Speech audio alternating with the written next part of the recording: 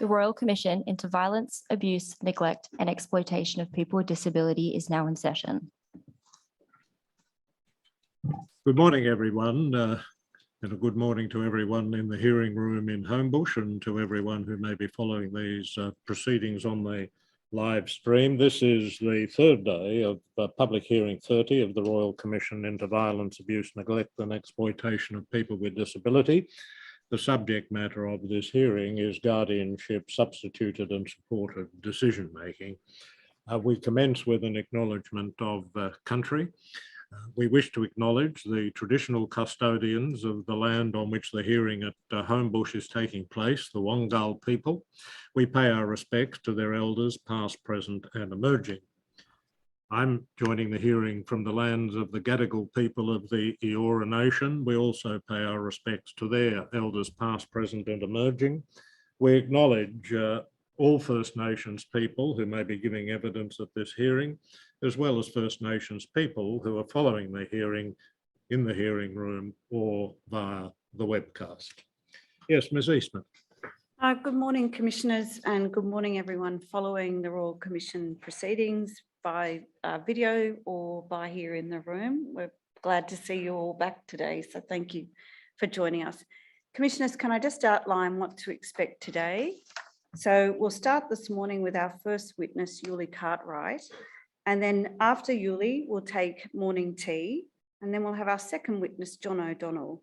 And we would describe both these young men as witnesses with lived experience.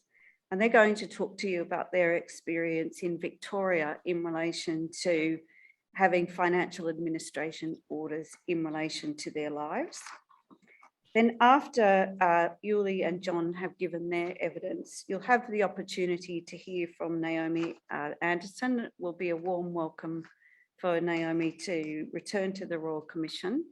And Naomi, who's here and representing Mr. Cartwright this morning, will talk to us about some of the broader and systemic issues that she has encountered in her role at the Villamanta Legal Centre. Then after lunch, we'll then turn to the State Trustee and to Dr. Colleen Pearce, the Public Advocate. And that will conclude our day today.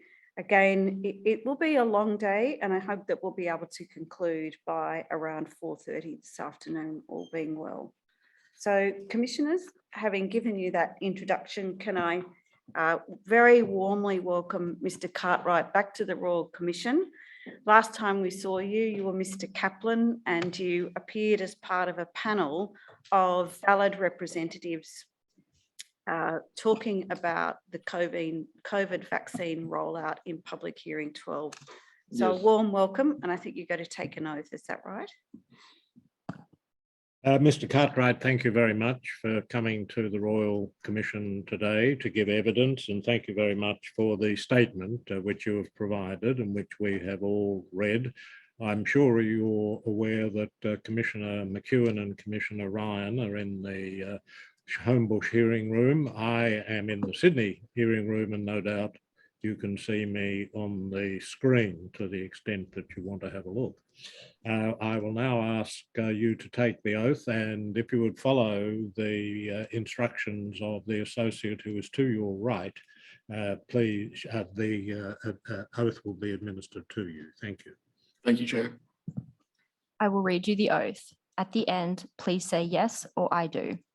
Do you swear by Almighty God that the evidence which you shall give will be the truth, the whole truth, and nothing but the truth? I do. Mr. Cartwright, thank you very much. I'll now ask Ms. Eastman to ask you some questions. But just to confirm, you're Yuli Cartwright? That's correct. And you prepared a statement for the Royal Commission, and it was made on the 27th of October 2022? That's correct. And you've got a copy with you? Yes. And what you've said in the statement is true, is yes. that right? So can I ask you some questions arising from your statement? Sure. You're now 27. That is correct. And you still live in Melbourne? Yes. And you live with a number of disabilities, is that right? Not anymore. Yes, I live with another disability. Okay. So what would you like to tell us about living with disability? So I have a lung condition. I also have physical medical conditions. I was born 3 weeks early and spent the first 3 years of my life in hospital. What, the first 3 years, if you like? Yeah, consecutively. Spent about 9 months to a year in neonatal ICU, and then the rest on a respiratory ward. Got to the point where I was stable enough to go home, and I was more prone to probably die from the bugs that are in the hospital than from my own, health, which is kind of ironic. But I went home a week before I was 3 to a foster family. So just, can I jump Yeah. in there? In Mm. terms of when you said when you went home, you weren't able to go back and live with your mum? No, so my biological mum was intellectually challenged, and she was trained to try and look after me, and she just couldn't do it safely. So I went through the foster care system. Back then was Urella, and my foster mum, my mum, I call her because that's who she is to me, trained for 6 months and took me home a week before my 3rd birthday. And you've described your foster mum as the most important person in your life. And Yes. you call her mum because that's who she is to you, Yeah. is that right? Yeah. And you say, if it wasn't for your foster mum, I don't think I'd be here now. No, it takes a lot of, I didn't appreciate it at the time, obviously, because I was young and wanted to do what I wanted to do as a teenager, but it takes a lot of work, time and effort and sleepless hours. She has sacrificed more than just her years. Yeah. When you were growing up as a kid, you had a lot of chronic health conditions. Yeah. So you spent quite a lot of your time in hospital, is that Yeah. right? Yes, that's correct. And that had an impact on going to school? Yeah. I think when I was about 11 or 12, I spent 6 months of that year of 365 days in hospital. So I repeated, I think it was like year 5, just because I didn't get enough schooling. Wasn't great. I was obviously preoccupied from, trying to stay healthy and, having my feeds because I don't have anything orally. So school wasn't a priority, so to speak. But you did complete 1 semester of year 12, is that Yeah, right? I don't know how I got there, but yes, I did. And you're proud of that? I'm definitely proud of that. And in terms of having that break from school and not having the attention on school, it means you've sort of had to learn to become independent and learn things like decision making just from your experience of life. Well, right? It's kind of interesting because I was a child and didn't make, much decisions, and I didn't, learn much in school. But at 16 or 17, because my foster mum never had the opportunity to adopt me because my dad wouldn't relinquish, custody. I was making my own medical decisions at 16. So if it was difficult to get approval or consent for operations, so yeah, it was interesting. My decision making was built off, I guess, necessity. Yeah. When you're a kid with chronic health conditions and spending a lot of time in hospital, you spend a lot of time with adults. Yes. So you're listening to how adults talk. Yeah. You're learning the language of medical things. Yeah.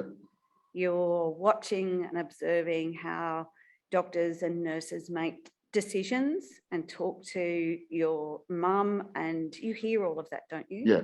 And I think we've detected that you're a keen observer of human nature. Yeah. Did that I like nuances. I like the detail. I get bogged down in the detail sometimes, but yes, I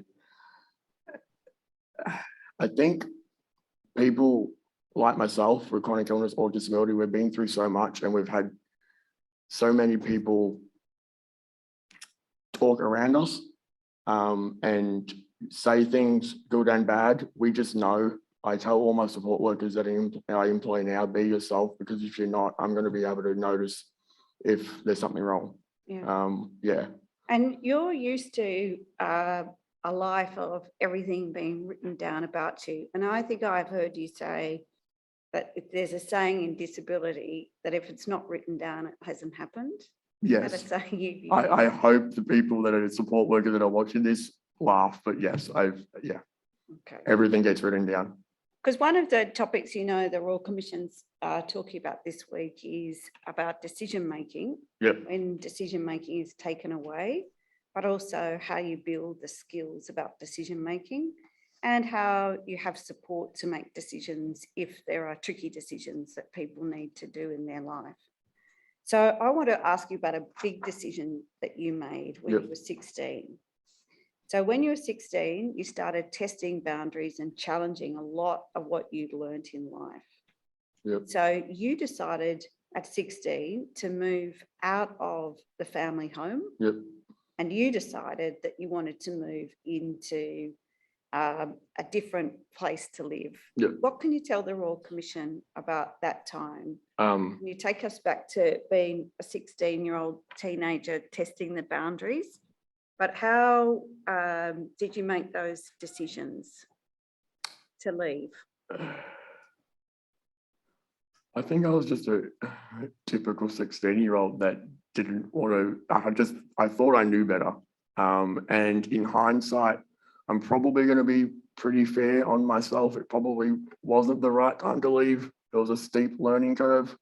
But I also feel like that if I hadn't done it, I wouldn't be here sitting probably in front of you today. Part of, I think, adolescence, isn't it, being, 16 and learning to become an adult is about testing boundaries and taking risks, isn't it? Yeah, dignity of risk, yes. I know all too well about that.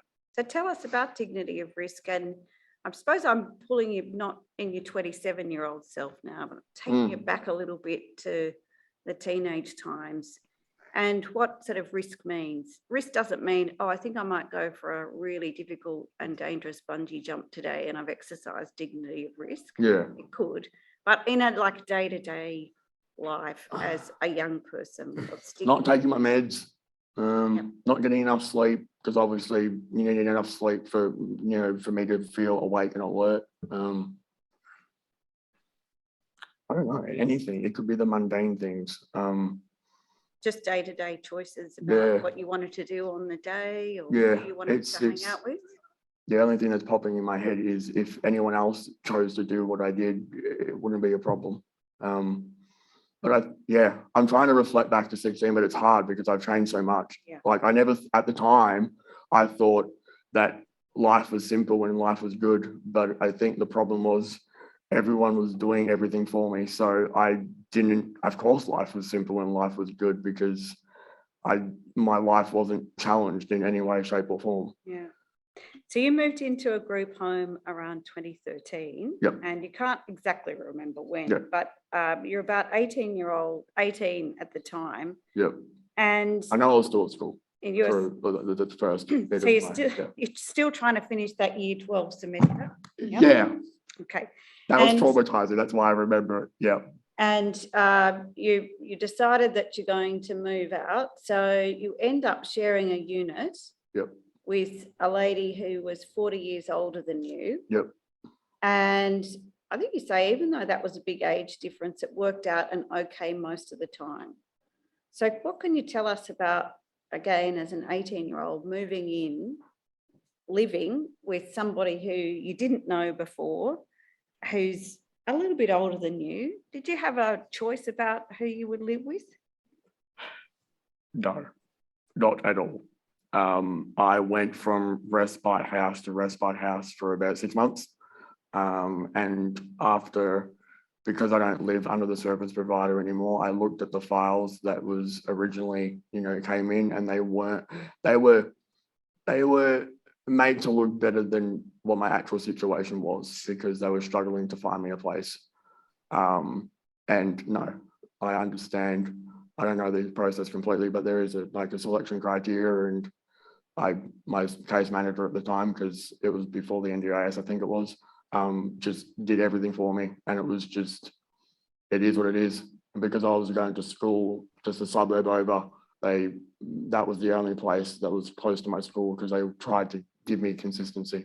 Okay. And at that time, because you're under 21, you didn't get a full disability support pension. And even though you weren't receiving the full DSP, you were determined to pay your own rent and contribute to the bills. Is that right? Yeah. And when you moved into the group home, you had to have a residential agreement with the service provider. Okay. Yep. What is a residential agreement, and what did you know about signing things like that? It's like a normal, like when you go to a real estate agent, I think it's pretty much the equivalent. It's you know, the respect and responsibilities on both ends, what you're going to pay, what you contribute, what the contribution you know, includes, like transport, you know, food, stuff like that. You didn't need a lawyer to help you sign a residential agreement, did you? No. But you felt that you could make a decision to go, yeah, I'm happy to sign up to that agreement. Yes, but also I think I would add to that, there wasn't much choice. Like whenever you get given these things, it's not like you can negotiate, even if there was a lawyer. And you knew that even sort of living independently, that you'd have to make some contribution to the bills and expenses. Yep. And you weren't hiding away from that. You wanted to take that on. And that was part of it was better than being like homeless or going back home. So it's a necessity, whether I liked it or not. Probably at that age I didn't want to, but who does? Now, one thing for you is that weekly contribution to groceries didn't mean that you had to pay for food. Yep. And I think, and I'm going to ask you some questions about a documentary that you've made, but I think you say pretty clearly that in terms of you've had exactly the same thing for breakfast, lunch and dinner. And at that time, like 24 years. That statement's still correct. Okay. So, so for you, you know, there's a routine to your life. Yep. And when you use the peg feeding and how you do that, you've got a routine. But it means what you might contribute to a house in terms of groceries and things like that are going to be a little bit different. Is that right? That's right. Okay. So you were in this arrangement for a period of time, and then I want to get to December 2015. Okay. So do you remember that time? Not regarding to my statement, no. Is that when what number are we up to? So I'm up to 12. So in 2015, there was an application made to VCAT, the Victorian Civil and Administrative Tribunal. It was made by a support worker whose role you understood to be managing the day-to-day operations of your accommodation, so the house supervisor. And to this day, you do not know why the application was made. Is that right? That's correct. And that person to this day, hasn't told me. And to this day, you were not consulted about why or whether the application was necessary. That's correct. And you don't think there was any problems with your finances, rent and bills, because they were all paid. That's correct. But what you do remember is within the group home that you could remember people frequently discussing your spending decisions. Yep. You are a young person, and so the things you wanted to spend your money on might not be the same things that older people might want to spend their money on at the time. And can you tell us sort of what do you remember about your spending habits within the DSP and the limits that you had on finances? I don't know about other 16, 17-year-olds, but I spent a lot of money on games, which is probably not that bad compared to some things you can spend your money on. My rent was paid. I didn't pay my chemist bill frequently, so it was, you know, high, but I paid it when I absolutely needed to. I don't know, what do 16, 17-year-olds do these days? Buy games, DVDs, TV shows that cost like $140 that you're going to watch once and probably never watch again. So when you were around this time and you were spending things around the games and other things, did the chatter in the house about your spending decisions lead to the service provider saying, yeah, Yuli, we need to sit down and do a budget or work out Yeah. about spending. Did anyone talk to you about that? They probably did, but at the time, it's when someone hears let's do a budget, it's well, that's the end task. Like, why do I want to sit down and talk about what I can't spend? Like, it would be better if they said, oh, let's do a budget because this, or this is how you do it, or if you budget and save, you can get this expensive item or something. It was just, oh, we need to do a budget because, your bills aren't paid. Well, I've been hearing that for 3 months, day in, day out. So you think that this is the reason why the support worker made the application to VCAT to get what is called administration orders, is that right? Yes. And you now know that the orders were made by VCAT and you've got a copy of the orders. Yep. I think you might even have a copy with you there. Yes. And Commissioners and Chair, you have a copy of the application behind tab 24 in the tender bundle. And the Commissioners have had a read of this. But essentially, the reason that's set out in the application is that you're not able to manage your financial affairs. That's correct. That's what it says. And you have no idea what that's supposed to mean or why the application was made. You say, it makes no sense to me that it could be determined I was unable to make financial decisions, yet the doctor said I had capacity to make medical decisions. And so you were, and you still are, a little confused about how you could make some decisions but not do your financial decisions. Is that right? It frustrates me. And I think if a doctor or any doctor, including my specialist, turned around and said I couldn't make medical decisions with my history, it would be a joke. I would assume that the severity of making medical decisions and the understanding the risks of making those would be far more responsibility than spending money that, I say this with respect, that you're going to get more in a fortnight anyway. You have a chance to redeem yourself, so to speak. But if you make a wrong medical decision, you can't undo that. Yeah. And you've seen on the document that there was a box ticked to say that you had received or they'd sent a copy of this application to you and people called interested parties. So you don't remember seeing the application at the time.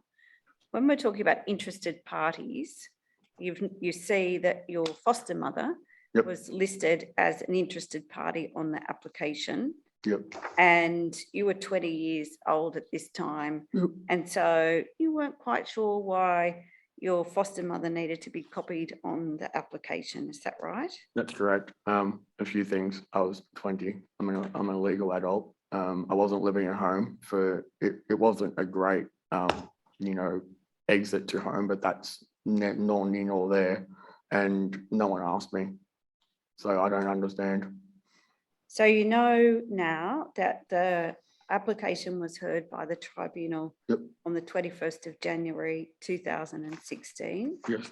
And on the same day, VCAT made an order appointing the state trustees as administrator to manage your finances. Yes. Did you go to that tribunal hearing?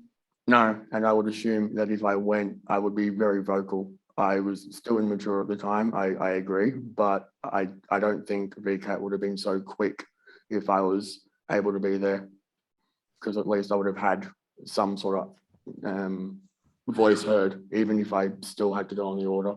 How did you find out that the orders were made? I think they walked in with the paperwork. The person that applied for it,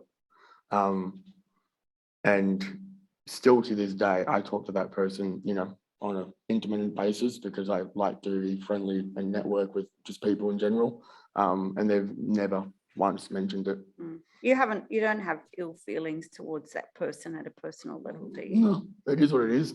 But it's something that I will, what's the saying? I will I will forgive, but I won't forget. And I'm looking now at your paragraph 16. So Yep. the entire process of the appointment of state trustees as your administrator was incredibly unjust and unfair. And you want to tell the Royal Commission, I don't recall ever being told about the hearing, and I did not attend the hearing. I was never given the opportunity to have my voice heard. I didn't have support to represent my interests, and decisions were made for me by others who supposedly knew what was best for me without so much as hearing my voice. I did not lack the skills to articulate and express my own views. Instead, the whole process I was silenced. What was the impact on you when the decision was made in terms of how you could spend your money and what that felt like for you as a young person? I was going through this with my lawyer beforehand. I don't know the exact words, but all I know is your life stops. Just, you may as well have your identity stripped, really. Like, you can't do anything. Like, I can't even go to the bank and like ask to withdraw money, because if it's over the limit, there's no money there. B, you get given a card that state trustees transfers money on a day that is predetermined. And if it's $1 or $2 out of your agreed spending range, you have to get an invoice, and it takes 2 weeks. You can't do anything. You just stop existing in an odd way, because you can still live, you still have freedoms, but you don't have freedoms. It was frustrating, wasn't it? To sort of like, how could this decision be made by people who don't know me? Is that right? Yeah. And like, with that context, probably, in all fairness, probably looking at a piece of paper and seeing what they wrote, you could probably make any judgment, really. And one of the bits of information that was available to the VCAT was a medical report. Yes. So this is just, if you're following me, Yep. and I'm following you, paragraph 22. So I'm just jumping a little ahead on Yep. this bit. There was a medical report from a GP who you didn't have much of a relationship with, and you think the GP didn't know you very well.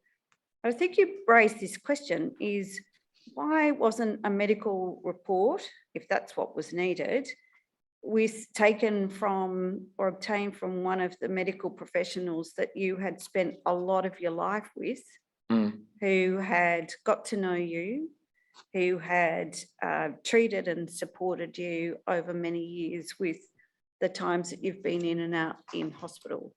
So you raised that question, like, why not go to the specialist who knew you your whole life rather than just the local GP? Yeah, I agree. And even on that point, I don't really talk about to my specialist about my money. Sometimes we talk about, my mental health, but that's not even really important either. We talk about keeping me alive and keeping me moving. And I don't think it's something I consciously think that I would have to go to my doctor and talk about. And the other is no one sort of gave you a test to work out whether you could actually make decisions about spending and budgeting and things. Your understanding was this decision was made because people questioned your spending, or that there might be some bills like the chemist that you haven't paid on time. So that sort of was the reason, you think, to start the process. Then the GP said he can't manage his financial affairs, and VCAT then made the decision based on that information. That's your understanding, is that right? That's how I feel, yeah. Okay. So you had this order in place for 3 years? That's correct. Okay, so can we go 3 years forward? Sure. Go to March 2019. Are you with me? Yep. Right on the time? Yep. So the way the order is that it had to be reviewed after 3 years. Yep. So you didn't do anything in that 3-year period to say, hey, I need to ring Villamanta Legal Centre and challenge this? No. You didn't even know about that at the time? No. So we get to March 2019. And what did you understand to be the reason why the administration order had to be reviewed? Because Can you remember that? there's So I'm up to It's- paragraph, back to 18 and 19 in the Okay. statement, yeah. So well, I paragraph think 20. my understanding is just, nothing can go on forever. So it has to be reviewed at some point, one way or another, to see if I've made any progress. Did you think for this time Yes. that you might be able to be heard and people would listen to you? Yeah, I would have hoped. And did you think that you would have to be able to show VCAT and the tribunal member or the judge sort of making the decision at VCAT that you could spend your money? Not really responsibly? in hindsight, yes, but like I didn't know how even the process went. So like I didn't know what the judge would or wouldn't ask me because no one had told me. And did you go to that hearing? No. But the outcome of that hearing was that the order was extended. Is that right? Yeah. And one of the issues that you raise is, well, if the order was needed in 2016, why didn't someone come and talk to me and help me get better on my skills in spending and budgeting in that 3-year period? So you don't remember anybody giving you support to upskill your financial literacy or budget No. skills, is that right? No. Nothing more than just general support conversation, but nothing formal or structured or anything. Okay. Not if you want this, we can do this. And in terms of the VCAT making this second order, you've now seen a report that the state trustee prepared in relation to that review application. Yes. So this is number. Oh, so I think, sorry, I might have misled you. I think you did go. It's to the- behind tab 26. I think I might have misled you. Okay. I think you did go to the March 2019 hearings. I'm sorry, because I know there's so many dates, so. Yeah, I agree. Okay. There is, I believe I didn't go to the first review, but I may have. 2019 seems like the right amount of distance. 'cause I did go to one of them. We've got 2 in 2019, so this is Okay. the first one. Okay, so for that first one in March 2019, Yep. the state trustee did a report, and you've got that, and commissioners, you'll find this behind tab 26. And that report, did you get to see a copy of the report at the time? Do you remember? No, I don't think so. I think it may have been emailed to me like the day before or something, but I don't remember reading it. Like I got it once I was in the courtroom. Yeah. And the report says things like this: is feedback was given by the staff Yep. that you tended to spend your money quickly. Yep.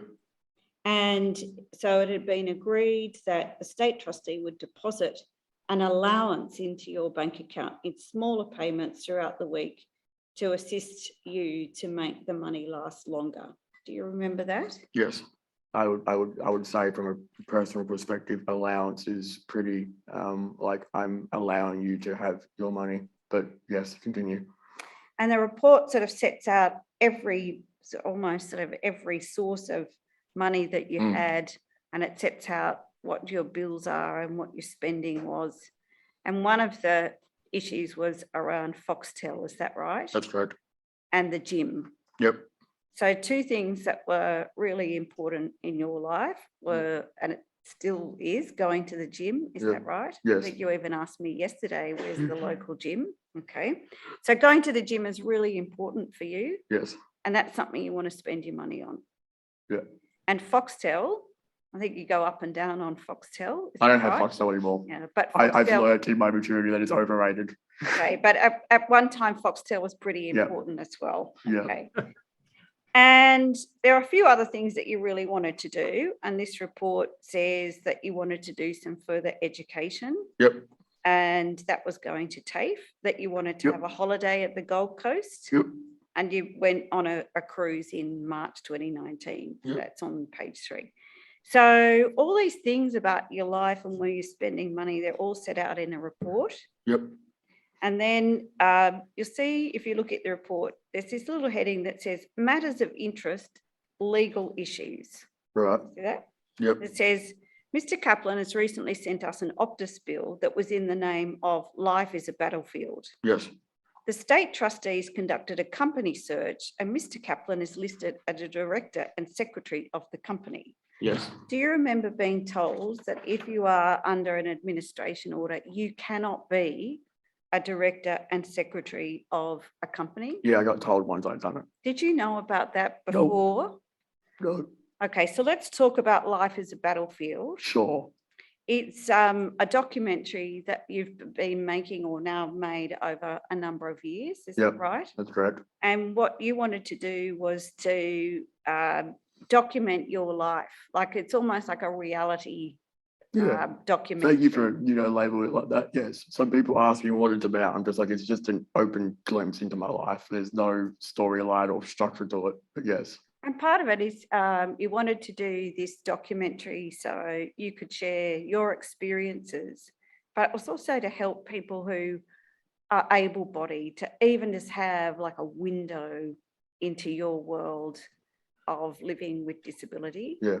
And you wanted to change people's attitudes about disability and see that notwithstanding, you often have lots of cords and tubes and a whole lot of stuff going on, Yeah. that you are a real human being. Yeah. I think, even some support workers were just like, oh, wow, that's what happens when you go into hospital. And, they're just like, I tell some people I live in a disability group home, but there's so much more to it. But yeah.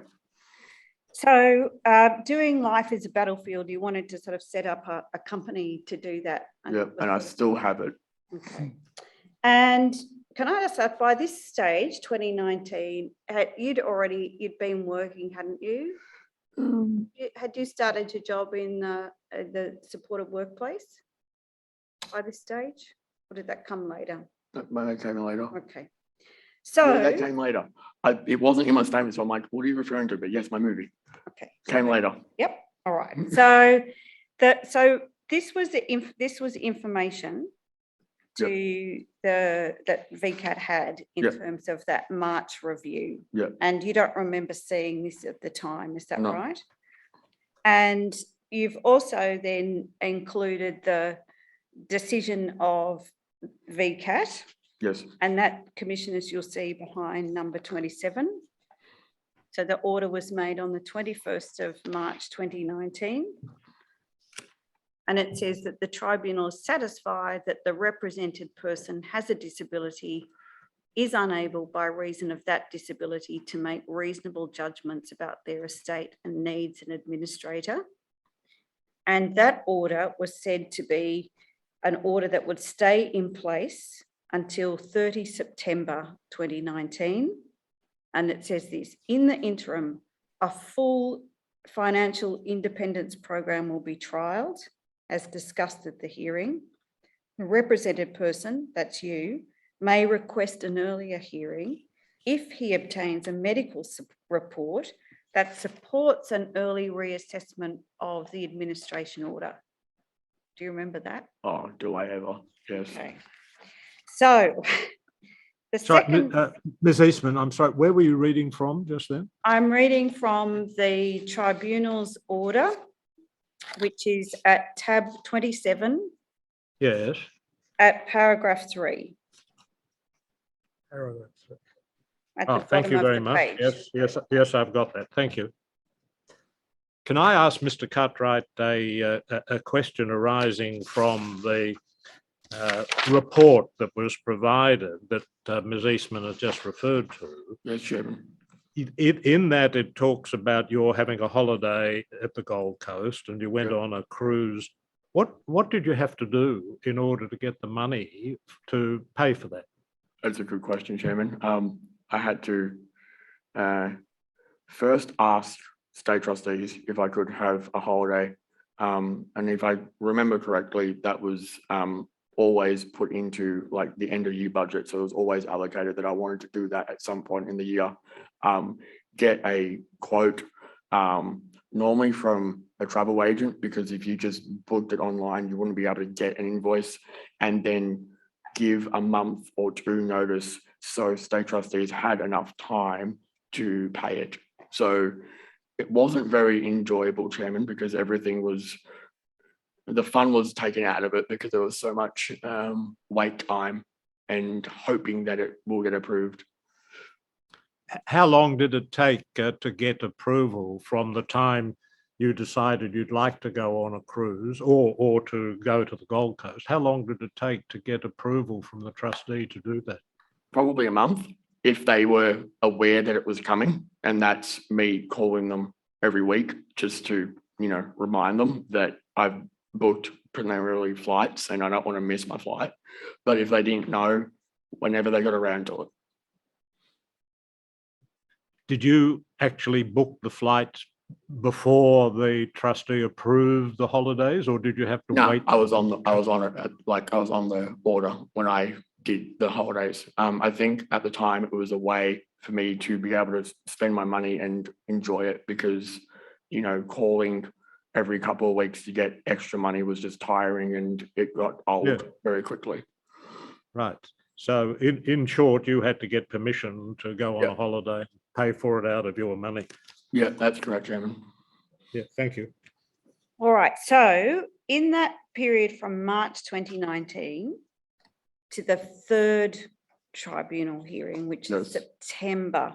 We're up to when they trialed the FRP. Yep. So that time between March and September, you had to practice and do a bit of budgeting. Yep. And show that you were going to be wise with spending your money. Yep. And you could demonstrate that you could make decisions about your spending. Yes. And meet your financial obligations as they arose. Is that right? That's correct. So you're back at the tribunal for one last time. Yes. On the 30th of September. Yep. And again, the state trustees have prepared a report about you. This time it's behind number 28. So you had that report. Yep. And I won't go into the detail of the report, but you were, the report notes that you're an NDIS participant. That's correct. And it says that in terms of your funds, $150 for clothing and $100 for miscellaneous, that demonstrated that you were budgeting well with your allowance. Yep. But the trial had only been a few months. Is that right, Ian? That's correct. But this time, a tribunal revoked the order, and you've got a copy of that order, Commissioners, behind tab 29. That's correct. So the order went. So you no longer had the state trustee managing your affairs. And that's been the case ever since, hasn't it? That's correct. The anxiety and the frustration of the thought of going back would prevent me from going back. Okay. When you look back at the time with the state trustee, and I'm up to number 30 now, is never once do you recall meeting a person who was supposed to be your administrator? That's your memory, is that right? That's correct. And you had to mostly deal with the trustee by telephone, is that right? Yep. And your memory is that you might have had different people to speak to on the phone, and sometimes you had to explain your situation over again, is that right? Yes. And there was no consistency, and it felt like you were going back to the beginning every time you called. Yeah. For example, as the chairman mentioned, for example, the holiday, if I called and there was a note on the system saying, yes, he can, go on a holiday. Obviously, the people on the phone were doing their due diligence. So I had to go through the basic questions every time when it had already been accepted that you can go on a holiday. We just have to logistically get the money paid. Yeah, I know, but it was also things like even doing a driver's license. Anything. And another thing you decided to do when you were 24 is you thought, right, I'm going to plan my own funeral. Yeah, because why not? And you decided to go and visit a funeral director. Yep. Check out the situation. Yep. And work out how much it was going to cost. Yes. And how did the state trustees go when you said, I'd like some money to organise my funeral? I don't know exactly, but I don't think they would have given it to me. And I don't think they would have seen the point of a 24-year-old planning their own funeral. But in my case, my life expectancy, I was not meant to walk or talk or live over like a month old. So, and with my complicated circumstances, I would rather respect my foster family and get buried the way I would like to. Yes, it's when you put some meaning behind what you're doing. Yes, it's important. So there was this, you had this sort of sense that often if the trustees disagreed with requests for spending, that they may not really have thought about how you as a young person wanted to spend your money and made assumptions. So it's a bit like an assumption about the funeral arrangements, if you wanted to pay for that in advance, but also assumptions about spending money on video games. And anything. There was assumptions about anything. And so you really thought, do the state trustees give thought to how young people might want to spend their money? And you wanted to raise that as an issue for the Royal Commissioners. Okay. Yeah. So in terms of moving forward, you now live in your own unit, is that That's right? correct. Up to number 37. That's correct. And you've been doing that since late 2021. Yep. So COVID was a really tough time. COVID was a thing. And I think when we met you during COVID, you had some pretty strong views about the vaccine rollout. Yes. And you have talked about the impact on your mental health and the isolation during COVID. Yep. That was also a time that helped you say, these are the decisions I want to make about my own life. Yep. And with the support of a friend, you've recruited your own team of support workers. That's correct. It was terrifying at first, wasn't it? Oh, yes. And I think partly it's a cultural thing, because it was terrifying that these people were so proactive and normal. And it's just like, what? I just said something outrageous and you're going to let me go and do it because that's what I want to do? Yeah, sure, go do it. But you're loving the freedom of directing your Still own terrified, support. just in case Still terrified? in case you make the wrong decision. But yes, I'm enjoying the freedom. But that the terrifying aspect of it helps you make decisions to be independent, doesn't it? Yeah, I think have to do it as my yourself. lawyer said, a little bit of anxiousness is good, keeps you focused. So yes. But you pay your rent, you pay your bills, Yeah. you do that on time, and you've saved money as well. Yep. And this whole experience has caused you to be very strong in terms of self-advocacy. Yes. And you've thrown yourself into learning everything you can about advocacy. Is that Yes. right? So we met you as part of the Valid team. Yep. And I think you've done a lot of work with Valid, haven't you? I'm actually employed with them 1 day a week now. So yes.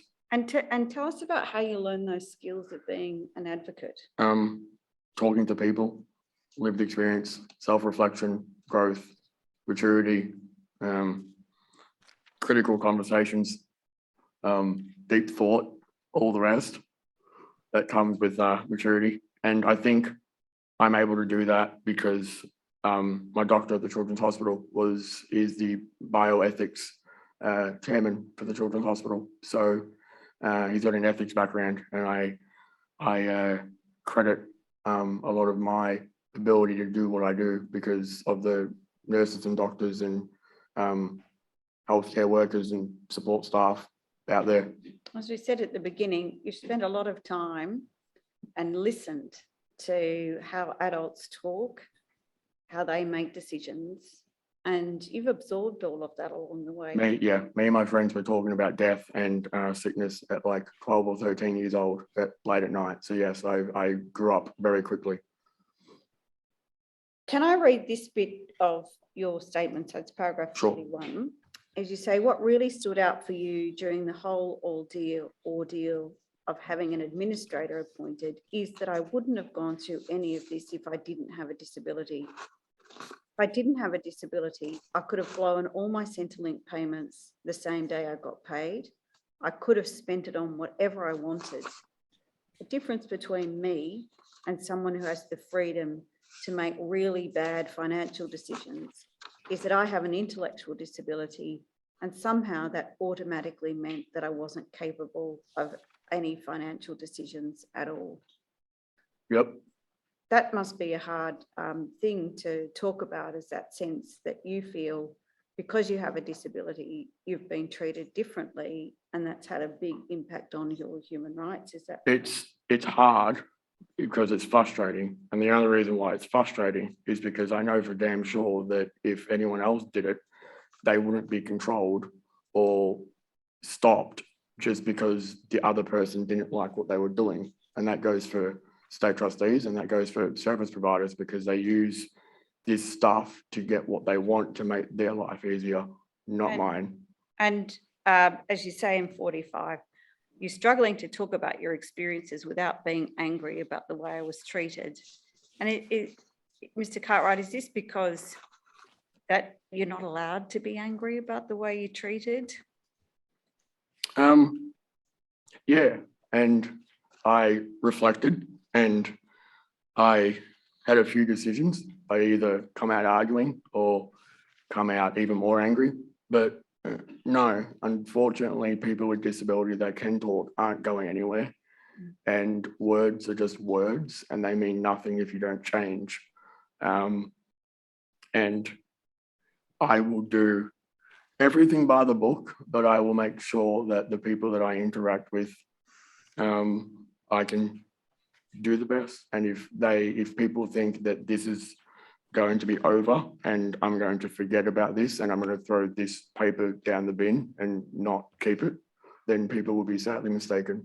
All right. Now, the last thing I want to ask you about, and you put it in your statement in this way, another law I never knew of. Yes. I can ask you about that.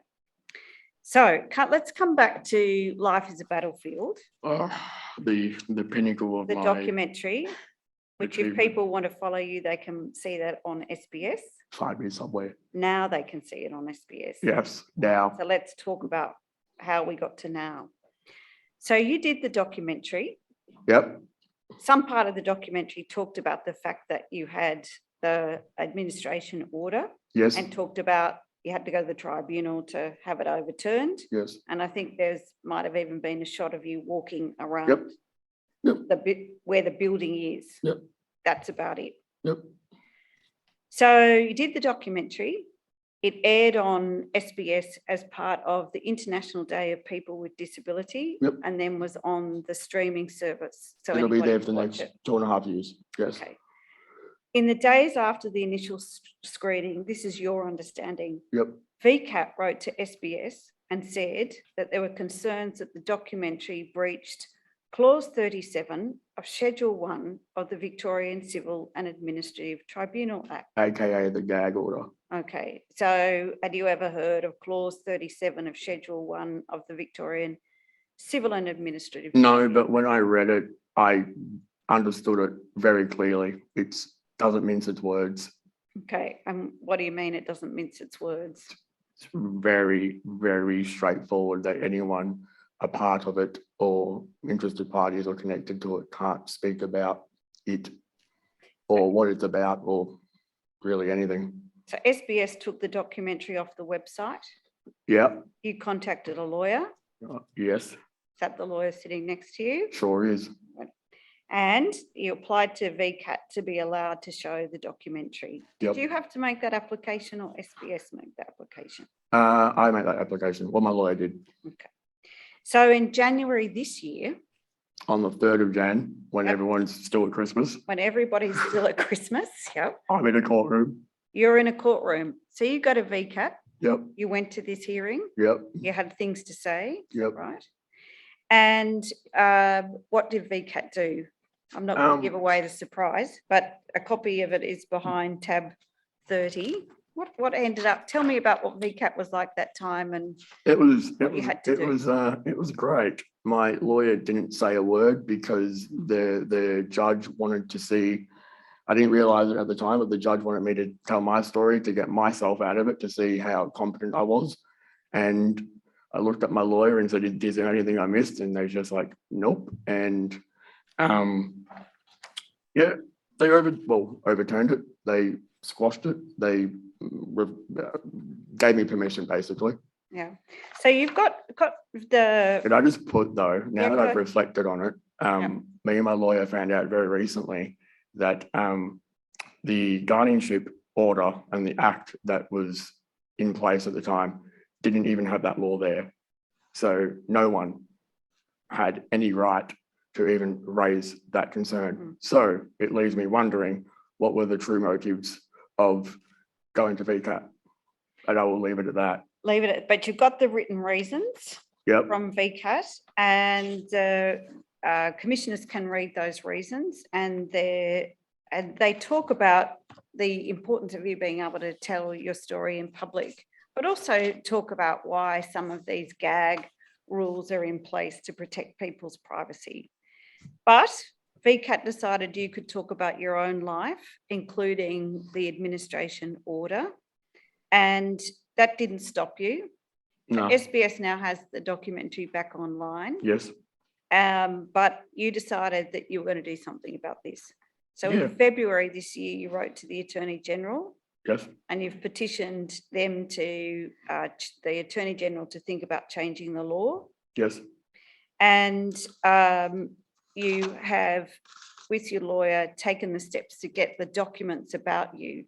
So you can now have a look at all of the documents Yes. from VCAT, not only in relation to this application, but the other documents to understand what happened to you. And I agree that the law is needed, but there shouldn't be a presumption and like an automatic, just, no, you can't talk about it. So those are all the questions I wanted to ask you. Yes. And the commissioners might have some questions. But before I ask the commissioners, was there anything else that I have forgotten to ask you about that you would like to The talk about? only thing was with the FIP program. So it was a 6-month trial, and state trustees in their response said that I, didn't sign it straight away, and that was because the judge requested that I have my weekly payment consolidated into one fortnightly payment, and also all my bills given to me except my rent and the money for that. And they didn't consolidate it for the first month or two.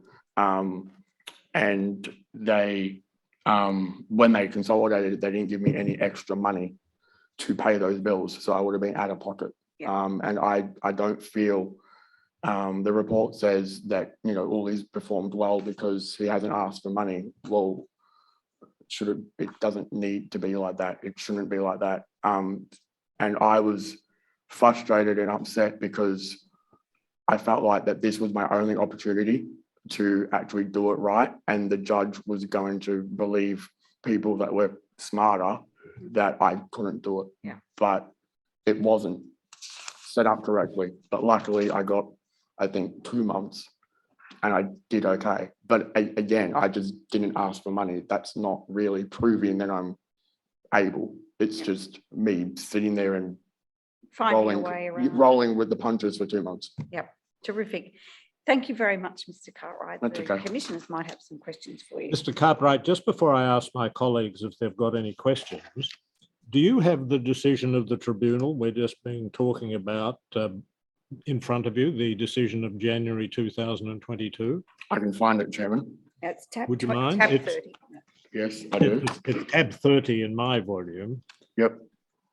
I just want to ask you, would you like to read paragraph 18, which is on page 6, if you would like to do that? Number 18. Starting with the heading. Yeah, paragraph 18, this heading is it in the public Yep. interest to make Is an it order in the of public inspection? interest to make an order in this case? Number 18, I think it is. Mr. Kaplan is not only consenting to the information being broadcasted, he is proudly asserting his wishes and intention to do so. He has made the documentary together with the filmmaker and wants people to watch it. At the hearing today, Mr. Kaplan was a strong and capable advocate for himself, and he talked of his passion and commitment to advocating for others who have experienced disability. He wants to tell a story about his life so that others can learn from it and feel inspired and encouraged by it. This is compelling reason to make the order. Yes, I thought it might be useful to read that I'll ask my colleagues if they have any questions to put to you. First, I'll ask Commissioner McKeown. Thank you, Chair. Thank you, Mr. Cartwright, for your evidence. I'm very grateful you provided it to us. I have a couple of questions, if that's okay. Sure. The first one is about when you were talking about when you were 20 and you felt you should be able to spend your money like, you know, any 20-year-old Yep. should be able to, and that you felt the state trustee didn't do enough to support you to understand financial management. Yep. What would have helped? I think like a bit more support in school. I learned maths, but I didn't learn how to use the maths in school. And I don't know, Commissioner, but it just feels like it's, once you're in it, it's set and forget. It's just done. It's over. There's just an assumption that you can't learn anything. And because of that, they don't know where to start. I'm not sure, Commissioner. And anything would be better than nothing. I think you made the point about school. Do you think the school could have taught you Yeah. more? Or like practical skills, not just what the curriculum says. Thank you. One more question. How would you describe the level of control that you felt the state trustee had over you and your finances? Absolute. There was done. You had no say, no nothing. You had no voice. You were just a number. They knew better. And because there's a perception that they know better, they can say things to defend themselves. And because we have a stigma of being not equal to everyone else, they just believe them. And when we get frustrated and upset, rightly so, we just get labelled as being difficult because they're appointed with power. So they know better. Thank you. Thank you, Chair, Commissioner. Commissioner Ryan. Thanks, Yuri. You're an exceptional person with an exceptional life. And I find myself, as I said, overwhelmed by that. But because you're so exceptional, do you mind? First of all, I just want to ask you one detail. Did you accumulate, when you had the financial order imposed on you at age 20, I think it was about 20 years old when that happened? About that, yeah. Had you accumulated savings by that stage from your... I think so. I think I was in a couple of thousand of debt, to be honest. So how did you go, how did you pay for the couple of holidays that you did have? I guess I got to give credit to state trustees. Their firm grip and strict rules made the ability to be in the surplus a lot quicker and easier than I could do it. I got to give them that. So I also left home at 16 and had a life up until the age of about 20, very similar to yours, not health and disability issues, but I was out of home at 16. I put myself through the high school certificate for a second time. So I think I'm allowed to at least ask you a tough question, Sure. if I may. There's a sense to which I totally agree with you that the imposition of guardianship was too great. Yep. But at the same time, there's a lot of sharks out grabbing 20-year-olds, selling them credit, encouraging them to take holidays they can't pay for, gym memberships that they'll never pay off. And I have to say, I fell victim to all of those things and wound up in a hideous level of debt at the age of 25. Is there a sense in which we're choosing between two extremes? You seem to have one complete extreme. Is there not a role for someone who indeed does provide some guidance for a 20-year-old that has absolutely no support in the world? How do we make sure that that didn't happen to you? I agree, but unfortunately, it still happened. Yeah. State trustees, when I had big Optus bills or Foxtel bills, they just paid them without questioning it. So yes, I agree. You know, they did protect me to some sort of extent, but they're meant to be responsible, and there's no responsibility or accountability.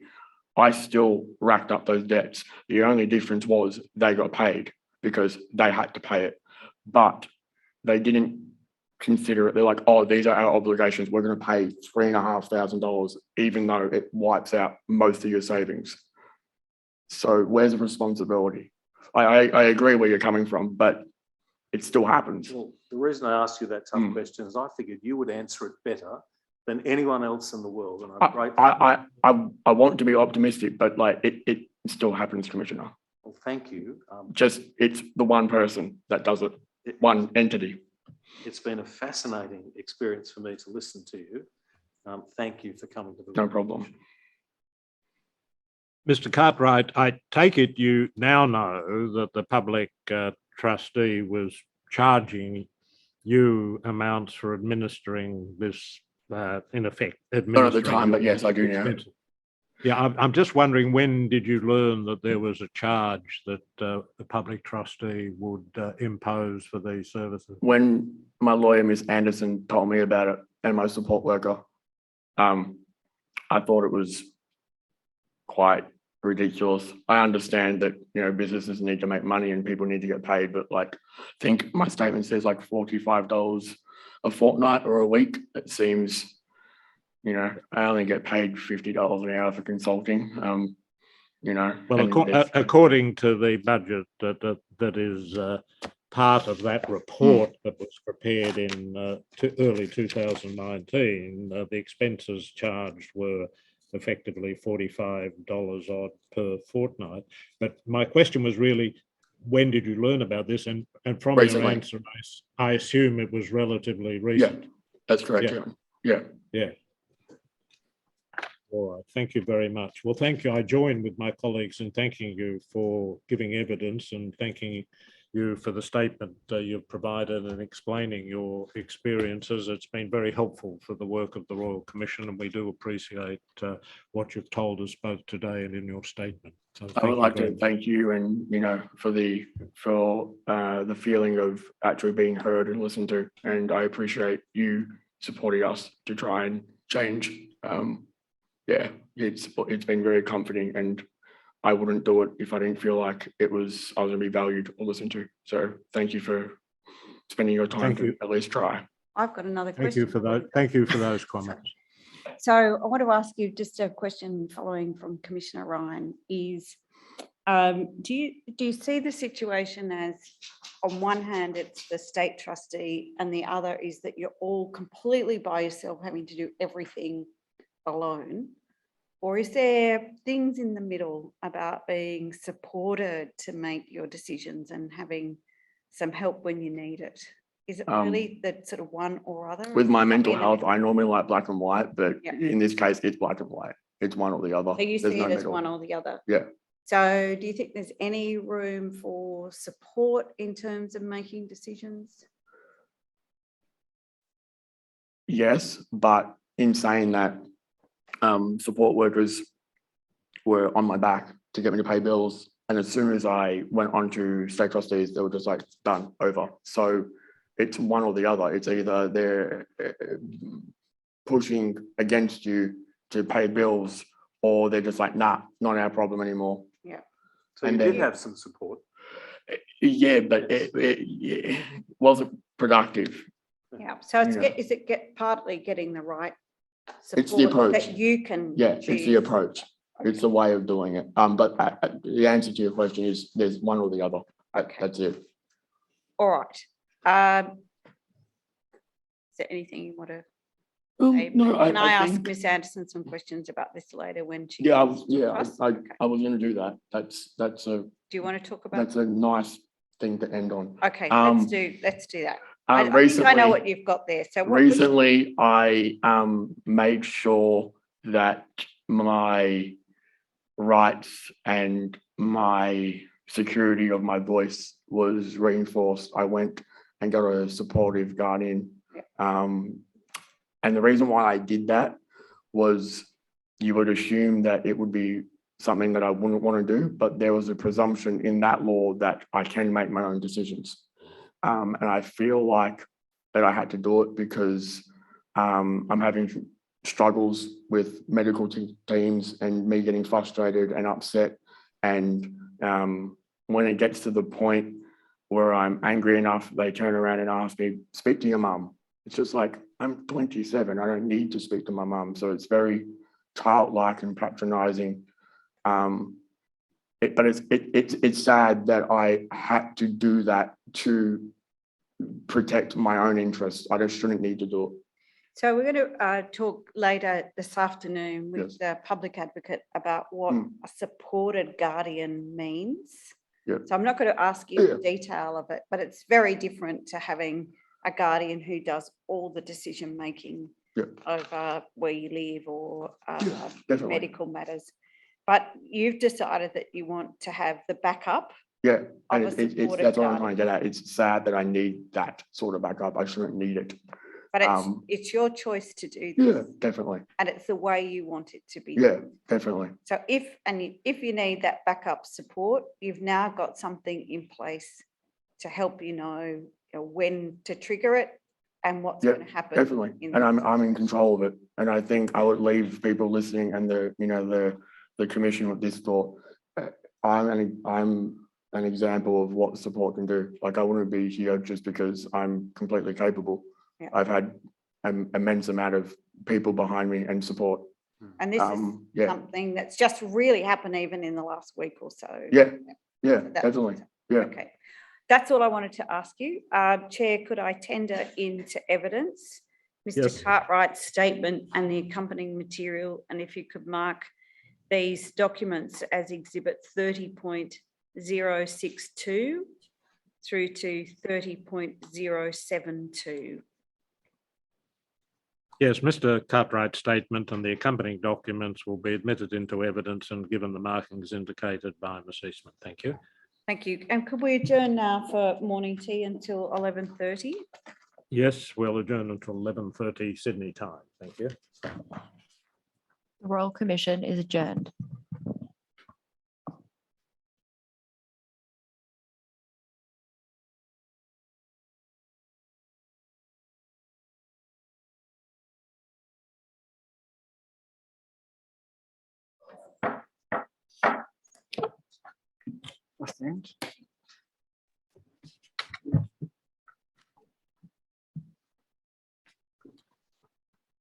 The Royal Commission is now in session. Yes, Ms. Eastman. Thank you. Our next witness is John O'Donnell, and he joins us here in the hearing room. And I think you're going to take an oath. Is that right? Yes, I am going to take the oath. Mr. O'Donnell, thank you very much for coming to the Royal Commission at Homebush today to give evidence. As you probably know, we have Commissioner McEwen and Commissioner Ryan in the hearing room in Homebush with you. I happen to be in the Sydney hearing room, so I am appearing remotely. We thank you for the statement that you have provided and for your willingness to give evidence to us today. If you would be kind enough to follow the instructions of the associate who's to your right, she will administer the oath to you. Thank you very much. I will read you the oath. At the end, please say yes or I do. Do you swear by Almighty God that the evidence which you shall give will be the truth, the whole truth, and nothing but the truth? I do. Thank you, Mr. O'Donnell. I'll now ask Ms. Eastman to ask you some questions. Thank you. So, Mr. O'Donnell, would you like me to call you John or Mr. O'Donnell? John. John. So, John, thank you for coming to the Royal Commission. You've got with you a statement, and that was a statement that you made on the 9th of November. Is that right? Correct. And you need some support sometimes with reading and writing. Correct. So you prepared the statement with your lawyer and also your support people. Is that right? Correct. So when you made the statement, it sets out and records all of the things that you talked about, but someone read the statement to you. So when you agreed that it's true, you did that because someone read the statement to you. Is that right? Correct. And you know that I'm going to use the statement today to ask you some questions. And I Yep. know you've got a copy there. Yeah. But if at any time you want me to stop or to slow down, can you let me know? I will. Sometimes I can get a bit too fast. Yeah. So you've got to keep me on track. Is that okay? Yeah. So when you've read the statement, everything that was in the statement is true. Is that right? Correct. And it's true to the best that you can remember things. Correct. And sometimes you might not remember absolutely everything perfectly. Is that okay? Correct. But you've wanted to do the very best that you can to tell the Royal Commission your story. Yes. And there might be like a date or something which might not be absolutely right, but you've done your absolute best to get the right dates and order of things. Correct. All right, so can I start with asking a little bit about you? So do you mind me saying how old you are? I am 23 years old. No, 32-year-old. Thanks. Sorry. I live independently with my cat Martino, and also I live independently, and I'm also my things are important to me. I'm becoming a Josephite companion of Mayor McKillop.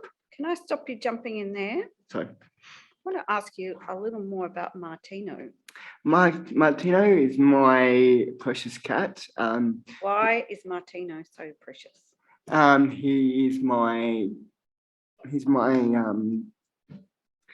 darling cat. I absolutely love. How long have you had Martino? For 1 year. And so you look after Martino all day, every day? Yeah. So when you said you're in independent living, I'm going to ask you some questions in a little bit of time about where you live and how you live. But you're just about to say that you're a Catholic and you're becoming a Josephite companion at Mary McKillop and that your faith is important to you. Correct. Can I ask you some questions about your faith? Yeah. I attend church quite frequently, and I really falling in line with Mayor McKillop's Josephites, because that is so important to me, and working in the charisma of Mayor McKillop.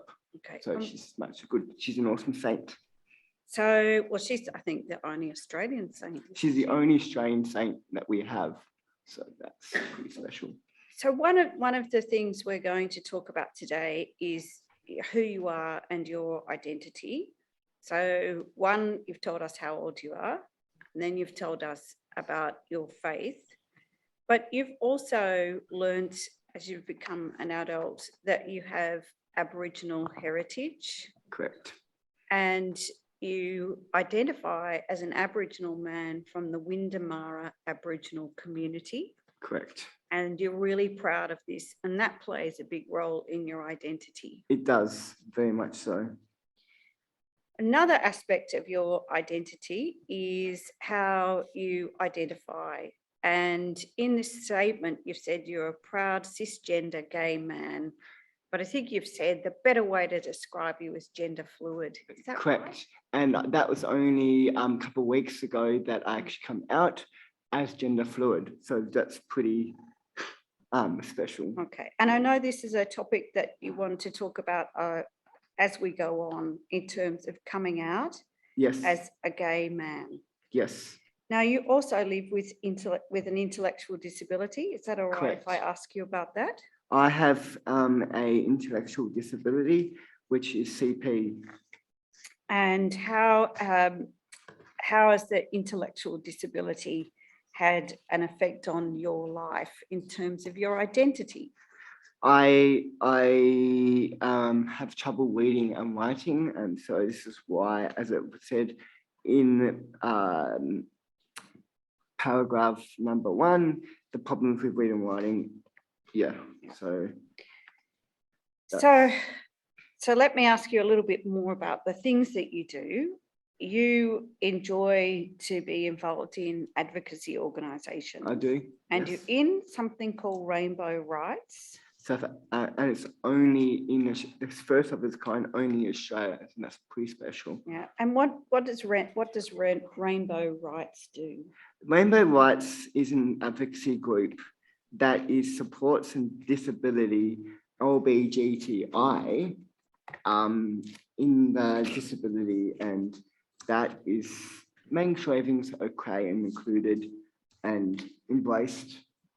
People with the lived experience of people with disability, gay, lesbian, bisexual, transgender, and now into people under the umbrella, people, yeah, in that rainbow umbrella. So it's been pretty important to you as coming out as a gay man to have a community in Rainbow Rights that understands who you are as a person with disability, but also as a person who identifies as part of the LGBTIQA+ community. Correct.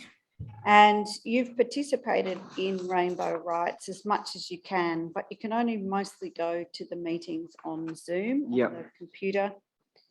And one of the reasons is that you live in a small town in Victoria. And can I ask you now some questions about growing up and the town? Yes. So we're not going to mention the town by its name. So I'll call it a small town. Is Yep. that okay? Yep. All right. So I want to ask you about growing up. You've lived in the same small town in Victoria your whole life. Correct. And if we're thinking about where the town might be in relation to Melbourne, if you were to take the train, that might be a 4 or 5 hour train ride away. Correct. And this means some, well, I don't want to jump to ahead. This means that it's a long, far way away, and it's very much a big train ride. And it's we found out it's actually the biggest in Victoria and the oldest bus route in Victoria. Yeah. So bus or train takes a pretty long time to get Correct. to Melbourne. Is it one of those towns where word gets around pretty quickly? Yes. And so if you've done something in town, word will get back to your parents. Yes.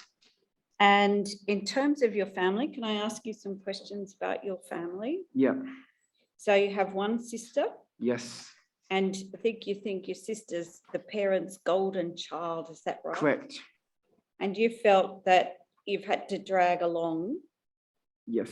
and still have your parents, is that right? You've got mum and dad? I do, but my relationship with mum and dad are very, very strained. Yeah. And I don't really have a good relationship with mum and dad. I would love to, but That's something that makes you really sad. it does. It And does. one of the reasons you feel really sad is that you think maybe mum and dad aren't proud of you because of who you are as a gay man, Yeah. and also your disability. Yes, correct. So when you were growing up with mum and dad, you went to school, and you went to a special development school, and we're not going to use the name. Is that okay? Yes. And you went there 3 days a week. Yes. And then you went to the regular school, the mainstream school, and you went 2 days a week. Correct. So school was good. School was awesome. Like the normal school was absolutely awesome because I get to hang out with my friends. And the STS was okay because I did have some good times there as well, but I did have, but when I really Up to now, I'm just on. So as I said, Don, you can just remember the answers. You don't have to read off the statement. So Yeah. just so we can slow down a little bit. Take a deep breath. Collect our thoughts. So we're talking about the school. yeah 3 days at SDS, yeah 2 days at mainstream. yes Mainstream was pretty good because Yeah. you got to see all your mates. yeah And SDS was okay, but different. Is that Yeah. right? correct One thing you were able to do living in a country town in Victoria is that sometimes your parents had some family respite, and you would go and stay with a family at a farm, yes and you loved being on the farm. yes And on the farm, the family had 4 boys, and they sort of became like your brothers. Is that right? yes So now I'm going to start to ask you questions about after school. Is that okay? yes So when you're finishing school and you got to year 12, You got to do some work experience at the local grocer store, is that right? Correct. But you don't remember when you're at school anyone saying to you, what do you want to be or where do you want to go? They didn't want, what they thought that we would do is all be in the child workshop. And there was no plan of that at all. Yeah. And you'd been the school captain at the Correct. STS. Yeah, And the and I was first ever first of school its, captain. I was first of its kind ever, and I'm pretty proud of that. Yeah. That I was the first ever school captain. So yeah. So when you were growing up and going to school, did you feel that mum and dad made pretty much all the decisions about your life? Yes. And did your mum and dad give you some choices in terms of the things that you wanted to do and the places you wanted to go? Not really, because they mostly had the plan for me and where I want to live and things I wanted to do. And when you'd finished school, you really felt that you'd like to go and live in Melbourne, is that right? Correct. And you've always got this pull towards Melbourne as a place that you thought would be good for you. Yes. And you feel happier when you actually go to Melbourne. Yes. And you feel living and staying in the town is not really where you want to be in Yes. life. And this moving to Melbourne has been a bit of tension between mum and dad, is that right? Correct. Okay. So I want to then ask you about the state trustee. Can I ask you some questions about Yes. that? And do you know what the state trustee is? State trustees are the people that look after your finances, and they look after, instead of having mum and dad, you have them, and they control everything on what you spend and what you have and stuff like that. So I'll ask you some questions about the state trustee and how the state trustee has come into your life. But before I do that, I just want to ask you about when you were 21 years old Yeah. and you moved away from mum and dad, Yes. and your parents decided that they thought it would be good for you to live in a group home. Yes. And the group home is in the same town. Correct. And you moved into the group home with another person, a lady, Yes. and she has disability and she also lives there. Correct. You didn't have any choice about where you lived or who you lived with, is that right? Correct. Now, for you, the other lady who lived in the group home, you had nothing in common with her. Yes. And you were not compatible. Yes. And you fought like cats and dogs. Correct. She eventually moved out. Is that right? Yes. And you now live in the home by yourself. Is that right? Correct. And at the home, have you got support workers who come and support you in the house? I have them morning and evenings, 7 days a week. They, even when I don't want them there, but even when don't want them there, they are there. Yeah. Always. So can you say to your support workers whether you want them to come or not? Sometimes, yes, but they're always just, they show up on whatever they want. They do pretty much whatever the support coordinator wants them to do. And when you came out as a gay man, you're about 23 years old. Correct. And you think your parents didn't like this? Yes. And you think your parents wanted to stop you seeing other people, and in particular, stop you seeing other gay men? Correct. And for you, you think this might be the reason why your parents then went to the Victorian Civil and Administrative Tribunal. So you've heard of that, VCAT? Yes. You think that your parents might have gone to VCAT to get some orders that they become your parents become your guardian and administrators. Is that right? Correct. So in 2016, VCAT did make some orders appointing your parents as your limited guardians and administrators. Correct. Do you remember whether you went to the hearing? I was there, but it wasn't not explained to me in simple English. It was just done in said. And but do you remember whether you got to speak at the hearing? No, I did not. And you don't remember anybody explaining what guardianship or administration orders were, No. or what they would mean in terms of what you could do? Yes. And when the orders were made, at the beginning, it didn't really have much of a change for you, did it? It didn't really make much change. Because your parents had a lot of, you felt your parents had a lot of control over your decisions. Correct. But even after the orders were made, you held on to your goal of moving to Melbourne, Correct. and you say mum and dad snuffed that. Correct.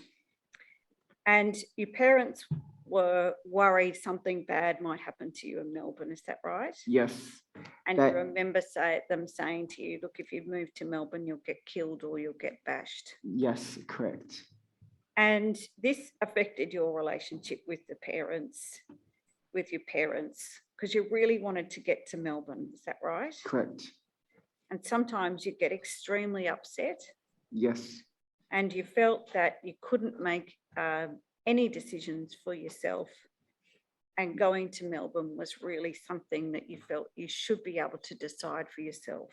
Yes. It meant for you, part of going to Melbourne for you meant being able to connect with the LGBTIQA+ community. Yes. Going to Melbourne meant going to things like music festivals. Yes. And going to Melbourne was a way that you felt you could branch out and be your own person and not have everybody talking about you in the town. Is that right? Correct. And sometimes you think that your parents, when they were your guardians and administrator, made decisions that you didn't like and you didn't have a say. Correct. So you think they forced you to go to literacy and numeracy classes and you didn't want to go to the classes, is that right? Yes. And during this time, you had a job? I did.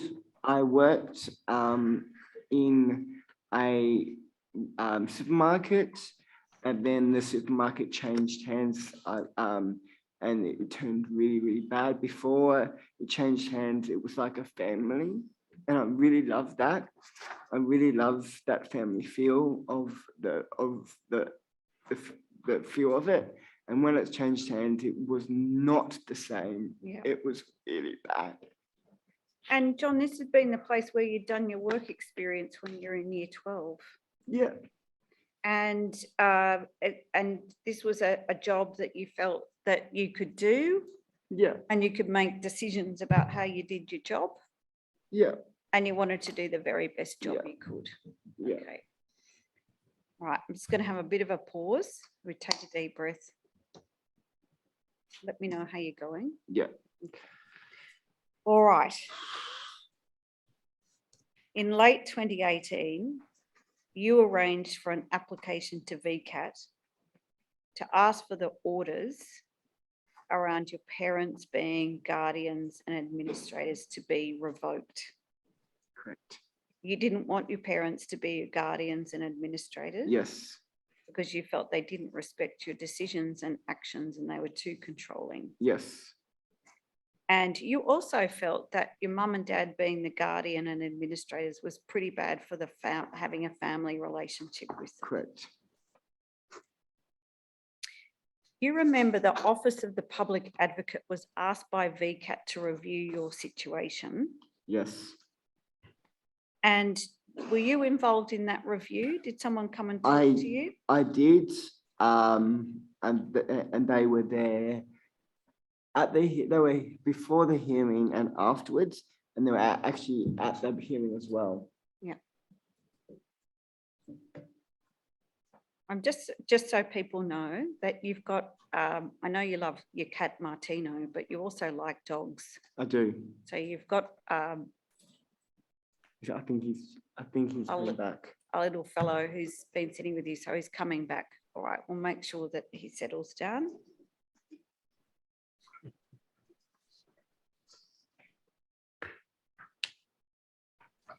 So when the Office of the Public Advocate did a review of your situation, you remember the Public Advocate saying there was no reason for you to be under guardianship, Correct. and the Public Advocate said Don could make his own decisions. Correct. So then there was the hearing at VCAT, Yes. and you had something called an adjourned hearing, and Mum and Dad were there, Yeah. weren't there. And then at another hearing, Dad was there, and it was pretty tense, wasn't it? Yep. It was actually very much of Dad was a absolutely train wreck, and when he got really upset, it was really he was explosive, and Yeah. he was really good. He was good for me because he made Dad look really bad.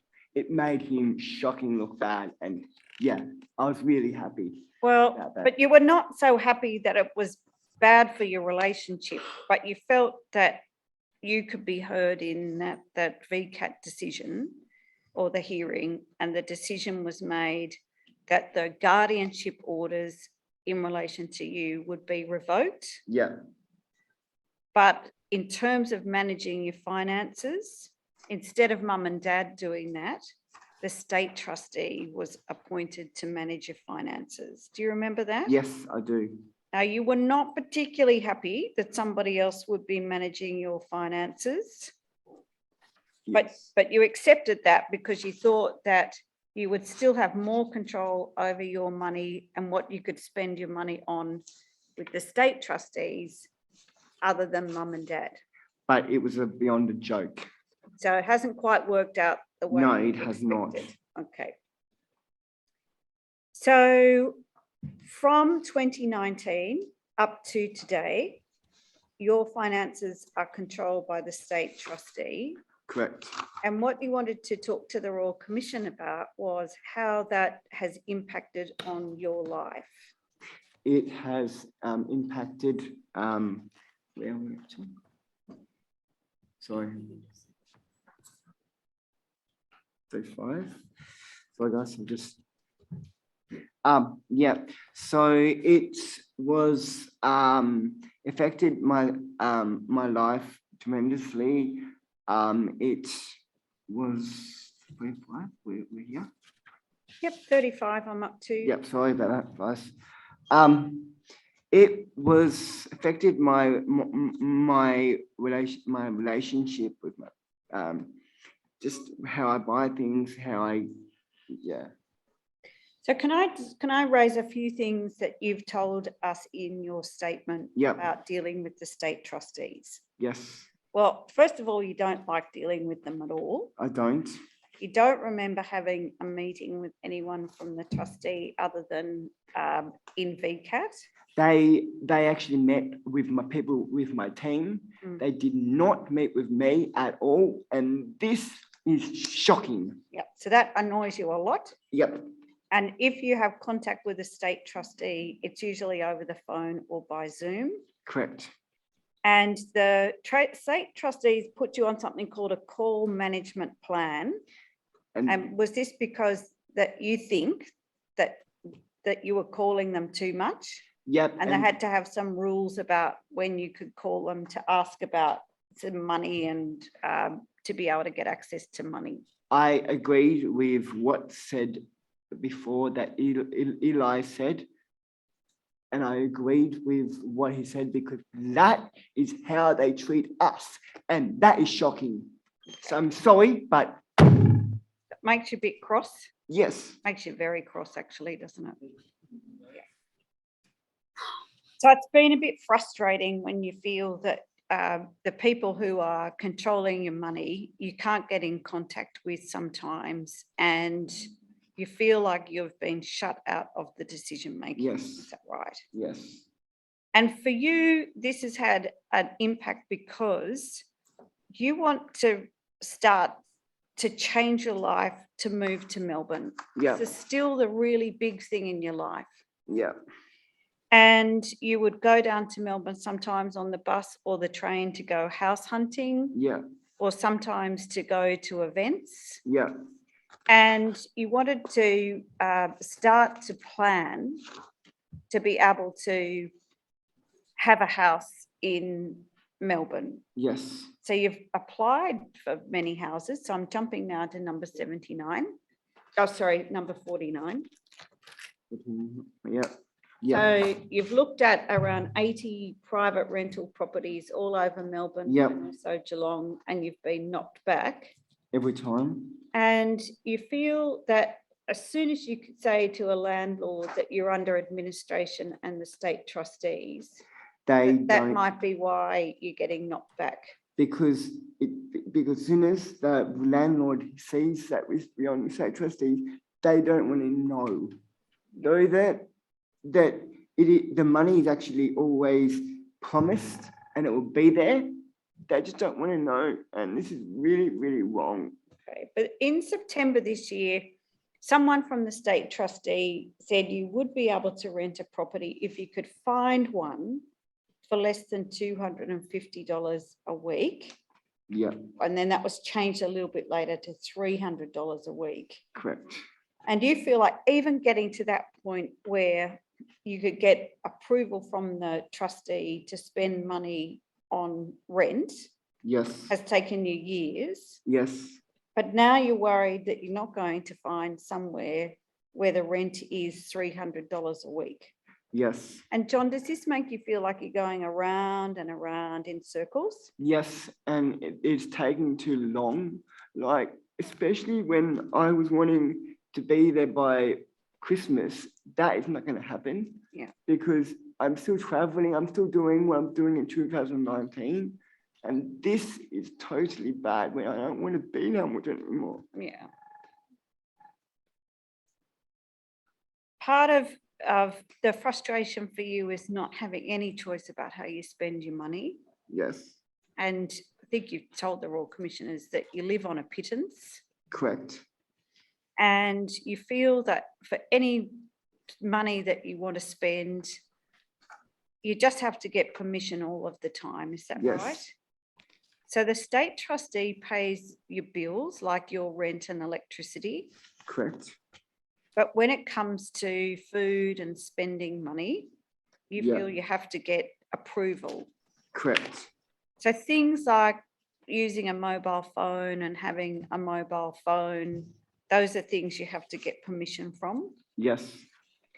And things like getting phone credits, you've had to get assistance from an advocacy group, All Abilities Advocacy, is that And right? that's my work, correct? Yeah, at work. Yeah. Yes. And also getting a laptop. You've had to get that from All Abilities Advocacy because you remember the state trustee refused the funds to buy a new laptop. Correct. Even decisions for you about the clothes that you want to buy or traveling. Correct. And the thing that made you really upset this year was Valentine's Day. Yes. And you wanted to be able to buy some flowers for your boyfriend. Yes. And the flowers cost you $80. Correct. But you felt that you were going to be in trouble for spending the money on flowers. Correct. You feel like you were punished for spending the money. I will, yeah. So I'm up to number 64. So the decisions that have been made by the state trustee affect you every day in so many ways. Yes. And it impacts on your well-being, Yes. your access to day-to-day needs and your relationships. Yes. So a previous boyfriend had to pay for everything. Yes. And you don't like that sense that you can't be independent. Correct. Okay. Now, I want to ask you then about how you are learning skills to do budgets Yes. and to understand spending and how you develop those decision-making skills in how to spend money. Yes. So this is something that, am I right in understanding that you haven't had much help with over your life? No, I have not. Because mum and dad made those decisions for you? Yes. And when you've lived in the group home, the support workers have made decisions for you? Yes. And do you feel in your life that there's been anyone who's helped you learn to make decisions in the sense of what you need to think about to make decisions, or how you work through problems? I've just recently engaged with a financial counsellor. Yep. And What that can you tell us about the financial counsellor? I'm learning things about how to budget and how to put a budget together, and that's really awesome. Yeah. That I'm actually learning, and it's actually making sense now. Can you tell me a little bit about how you go about making a budget and what decisions you have to make when it comes to doing a budget? If I really need it, if I do need it, or if I don't need it, if it's a wish list, or if it's just something that I can go without. So does that part of making the budget make you have to think about, oh, I can't just sort of spend my money on absolutely everything? correct. And I can't just, if I see something, go, oh, I think I might like that. Yes. That what you've got to do is sort of work through, is this something that I need? Yeah. But if it's something I really want, then maybe I have to plan about how I might buy that thing. Is that Yes. right? Are these sort of new things you've really had to learn? Sorry. Right. Sorry, I'm just. So I'm around about 65 and 66, 67. What? Yeah. So I'm just wanting to ask you why it's really, really important, as you say in the statement, to build the financial. So it's really important. So they, people before they get joined, say trustees, they need to be put on the financial counselling scheme to see if they can be independent before they get onto, say, trustees, before they get taken away their independence. They need to be made sure that it is a possibility that they can budget before they take that away, that thing away from them. Yeah. And so is it your hope that if you can practice these skills and make them work on a day-to-day basis, that maybe you'll get to a point where you don't have to have the state trustees making the decisions about your money? Correct. And to get to that point, you've got to prove that you can do the budgeting. Is that Yes. right?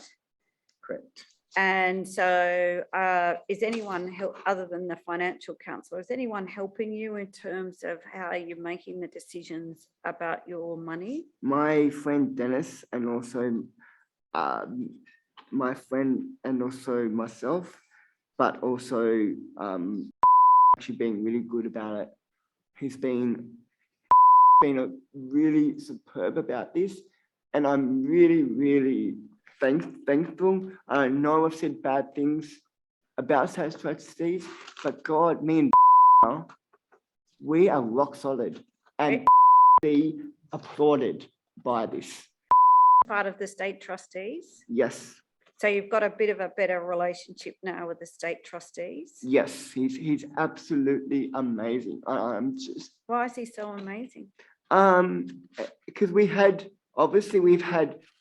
up after from VCAT, he turned the corner, and now he's much more better, and he's amazing. I consider him being awesome. So yeah. So I want to turn to the last part of your statement, and if you've got your statement with you and you want to follow me, I've got on page 11. Yes. Just above number 68, you've got recommendations. Yes. And when you talked to the Royal Commission, you said you wanted to give some recommendations that you'd like the commissioners to think about. Okay.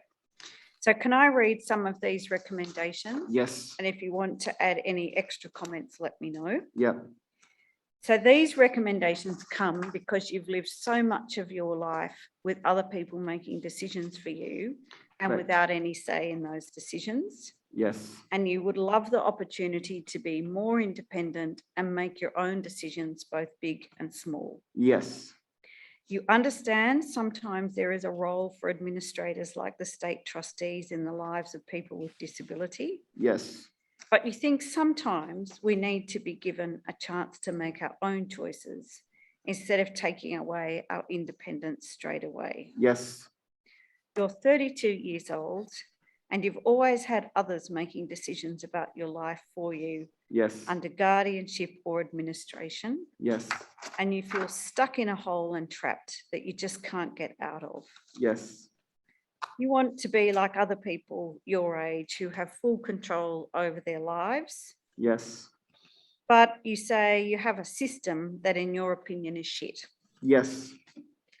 It is meant to be looking after you and your interests, but it actually does the complete opposite. Correct. So the recommendations you made are on the basis of those views. Yes. First recommendation is about advocacy skills and support for family members. Yes. You've had to learn to be an advocate, and Yes. Rainbow Rights and the work that you do with the advocacy group All Abilities Correct. have taught you the skills to help you understand what kind of supports that you need around you Yes. and the support to help you make your own decisions. Yes. And it's really important to have people who are around you on your side, like your support people. Is that right? Yes. And I have amazing support team around me. You know who you are, and you guys rock. And I'm gonna miss you guys. I'm gonna miss you because you guys, this experience has really changed me. It's made me into a completely different person than I am today. So I'm really thankful for this experience, and I'm thank you for that. Okay. Thanks. But John, you also sort of say it's one thing as the person living with disability to have advocacy skills and support, but you also think that the family members could do with some support. Yeah. So they can be supported to be patient, tolerant, non-judgmental and understanding. Yes. And to be supported that if their family member might have a different way of wanting to live or identify as LGBTI, that families might need support in understanding the Yes. family members. Yes.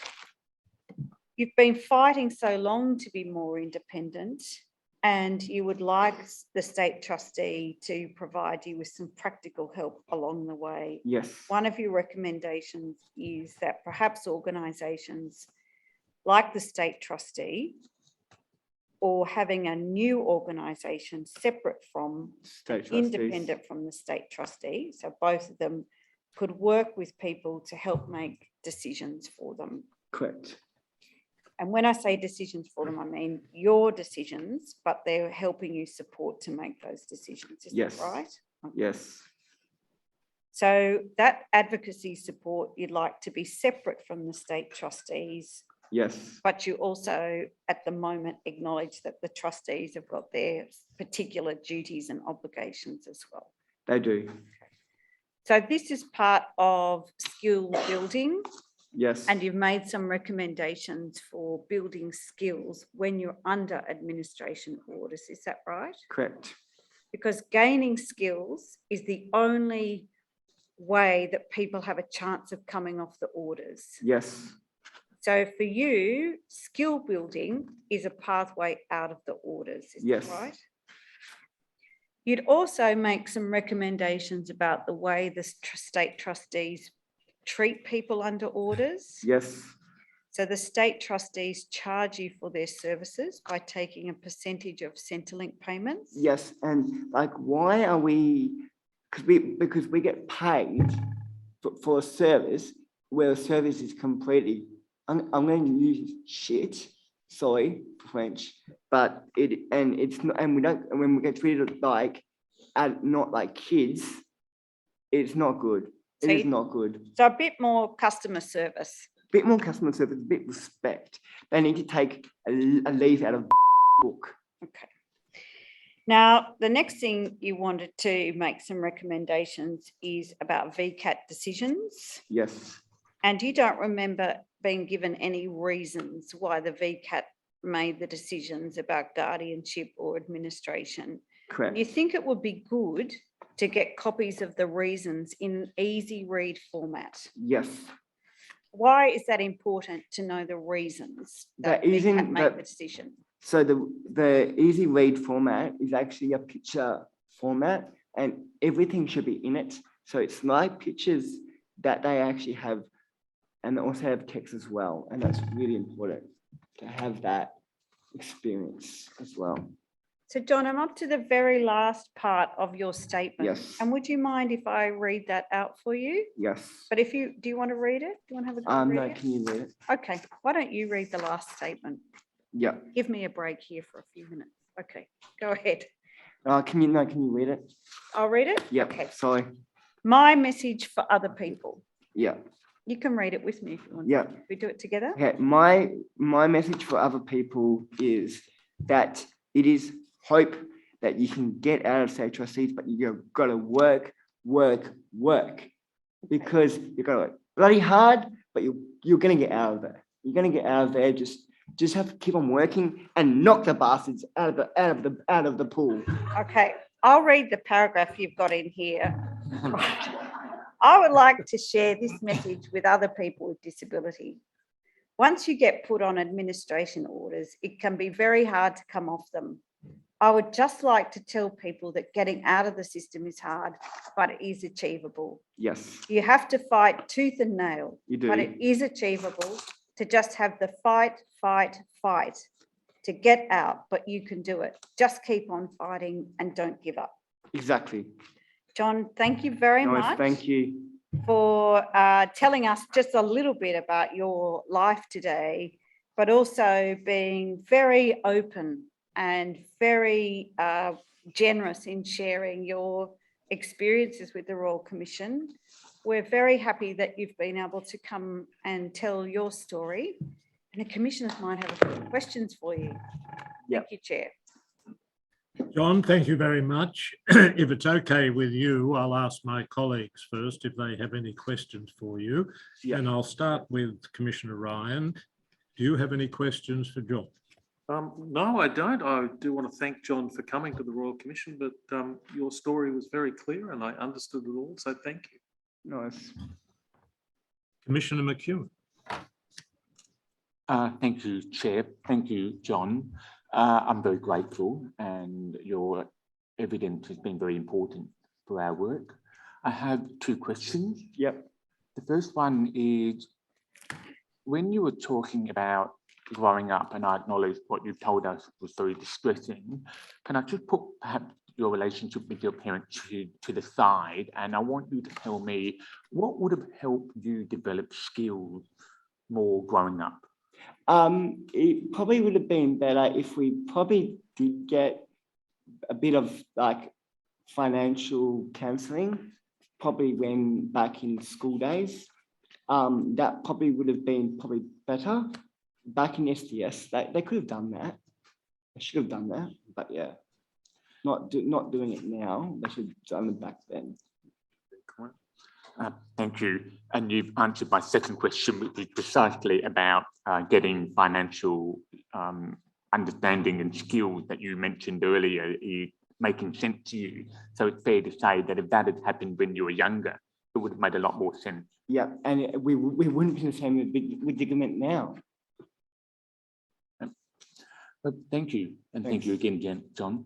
Thanks, Commissioner. John, just to follow up on Commissioner McEwen's question, you've now got the support of a financial counsellor, as Correct. I understand it. Yep. Who pays for that financial counsellor? I think that is the government. Does that come out of NDIS, perhaps? I think it is, because it's Bethany, so I think it is that. Yeah. Yeah. And I think this follows from your answers to Commissioner McEwen, but if you'd had that financial counselling support earlier on, Yeah, do you think you would have been able to manage your own financial affairs much earlier? yes, How long have you had the financial counselling support? I think it's only recent, isn't it? just recently, about 3 or 4 months, and we've just had, just a week ago, we've just had a VCAP, so it's been very full on time, but yeah, but it was good. Right. Okay. And the only other question I've got, and perhaps you mentioned this and I missed it, your current living arrangements, I don't want to know, obviously, the address, but are you living in rented accommodation at the moment? I'm living in supported accommodation, but independent. With Independent? Oh, I see. Independent, Yes, okay. So you're living by yourself? yes. Right. Okay. Thank you very much. Well, I just want to echo what my colleagues have said, and thank you very much for your evidence and for telling us of your experiences.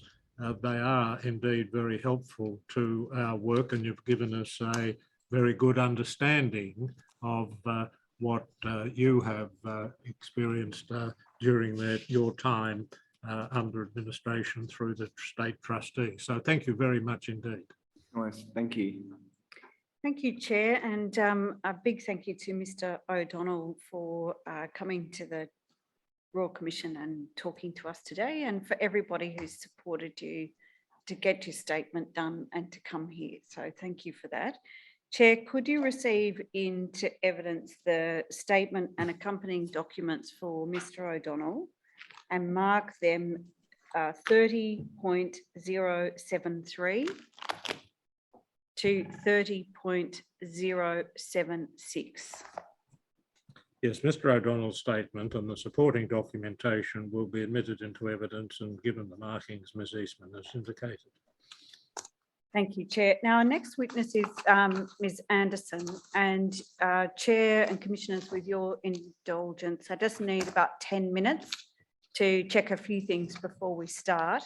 So I know it is close to lunchtime, but if we could have 10 minutes and then complete Ms. Anderson's evidence before we break for lunch. Yes, well, we'll do that. It's now nearly 12:25 Sydney time, so we'll resume at 12:35. Thank you. Thank you. Thank you. Thank you The again, Royal- Mr. O'Donnell. No worries. The Royal Commission is now adjourned.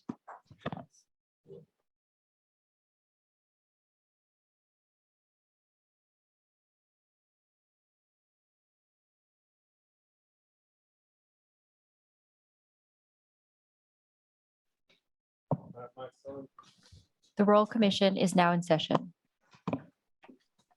Yes, Ms. Eastman. Thank you, Chair. Our next witness is Naomi Anderson, and Ms. Anderson appeared at public hearing 4 a number of years ago now, so welcome back. And I understand you're taking an affirmation. Correct. Ms. Anderson, thank you very much for coming to the Royal Commission to give evidence. Thank you also for the statement which you have provided, which we have all had the opportunity to read. If you would be good enough to follow the instructions of the associate who is located to your right, she will administer the oath. Is it the oath or affirmation? Affirmation to you. Thank you. I will read you the affirmation. At the end, please say yes or I do. Do solemnly and sincerely declare and affirm that the evidence which you shall give will be the truth, the whole truth, and nothing but the truth? Yes, I do. Thank you very much, Ms. Anderson. Ms. Eastman will now ask you some questions. Thank you. So just to confirm, you are Naomi Anderson, Yes, I am. and you are the Legal Practice Manager at Villamanta Disability Rights Legal Service, Correct. if I can call it Villamanta for short. And you prepared a statement for the Royal Commission dated the 16th of November, Yes, I did. and are its contents true and correct? Yes, I am. I assume there's no amendments or any changes that you wish to There make? is some further information that's come to my attention since, but my opinion does not change. All right. Is that something you want to deal with now, or can we deal with that in due course? In due course. Okay. Last time we met you was in December 2019. And so for people who are not familiar with the work of Villamanta, can we start by talking about the work Villamanta does and its particular broader services, and then turn to the work that you do in the area of guardianship and administration? Yes, we are a community legal centre and we work on disability-related justice issues. There's a couple of streams of that, and some of that comes under the National Disability Advocacy I Program. might ask you to just slow down a little bit. But also National Disability Insurance Scheme appeals and Royal Commission work. Under the National Disability Advocacy Program, one of our priority areas is guardianship and administration. So we assist people who have had an application made against them for a guardianship or administration order by attending a VCAT with them. So your role is to oversee the conduct of all legal files and review all of the inquiries that you receive. Can we understand that Villamanta, like many community legal centres, is not just in the day-to-day business of advice or appearing in courts, but you also have the opportunity to look at the way in which the law applies to your client and client cohorts, and that you also have some expertise in the policy areas as well. Is that right? Yes, that's correct. Over time, we see trends and we see things that happen over and over again to different clients, and we can start to notice. Slow down a bit. Sorry, the echo is a little disconcerting. We notice trends that occur, things that happen over and over again, maybe with a particular cohort, maybe with a particular process. And so we start to look at why that is, how that works, and then we contribute to policy and law reform. And for people living with disability, often they're described as a cohort of vulnerable people or invisible people. In terms of the services that the Legal Centre provides, what can you tell us about some of these vulnerable or invisible people? As you've seen this morning, they don't need to be vulnerable or invisible, but more that they are made vulnerable to systems and processes that they don't even understand are at play, that they are invisible in these processes and systems. They may not know, as we've heard this morning, that applications are being made about them, that statements have been made, reports completed, hearings held. So the vulnerability and the invisibility is not about something intrinsic to our clients. It's about the way systems, processes, and the community operates as if they don't need to have a say, as if they don't need to know. And at a frontline level, you're seeing how it's not the inherent aspects of a person that is vulnerable or invisible, but as you say, the systems around. In terms of the way in which the legal system wraps around people with disability, to what extent does that contribute to creating vulnerability, or, and when we get to the guardianship issues, creating invisibility? Vulnerability can be created when the legal system allows individuals to rely on, be controlled by, be both supported but yet unsupported by, and depend on other people in a way that is not of their choice, that they have no control over, and that they don't understand the legal basis for. So many examples, but they may have somebody who says that they are their guardian, but they are not. But how many people in the community, much less our clients who've been told this since forever, know that being a guardian is something that requires appointment by VCAT? So they can, and we've had clients who've had this, be told for many years that I'm your guardian and I get to say so, but in fact, no such guardianship order exists. People around them then assume it to be true. Nobody questions it. Nobody supports them to look into whether that is the case. Nobody even understands that you would have had to have gone to VCAT for that. So their rights are restricted, their choices are limited, and they are put in a position of vulnerability and isolation quite often because the law is not well known, because the law is not well explained, because they don't have access to people to tell them their rights, and because nobody actually assumes somebody may have the same rights as the rest of the community when they themselves have a disability. There's just an underlying assumption that if you have a disability, it's quite possible you have fewer rights. Not sure how, but probably you will. Often it's the role of community legal centres and particular specialist community legal centres where you become, as the lawyers, the interface between the system. And if I say the system here is the laws and the procedures and processes for enforcing those laws. In terms of the legal profession and the role of legal practitioners working with and supporting people with disability, you're often on the other side of the matters.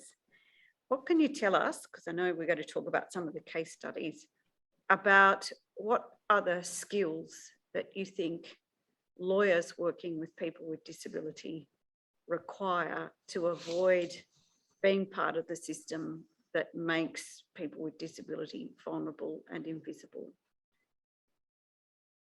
As you heard Uli say this morning, he attended the hearing in January at VCAT and spoke for himself. As you've all heard, he is very capable of speaking for himself. There is really no need for a lawyer to speak for him. But the legal profession is very good at speaking for people, speaking as their representative, but speaking instead of them. One of the things we as lawyers really need to be careful to do is to step back and let them speak where they can, because decision makers, judges, lawyers, the community at large have so many assumptions about the capacity of people with disabilities that they actually need to hear for themselves.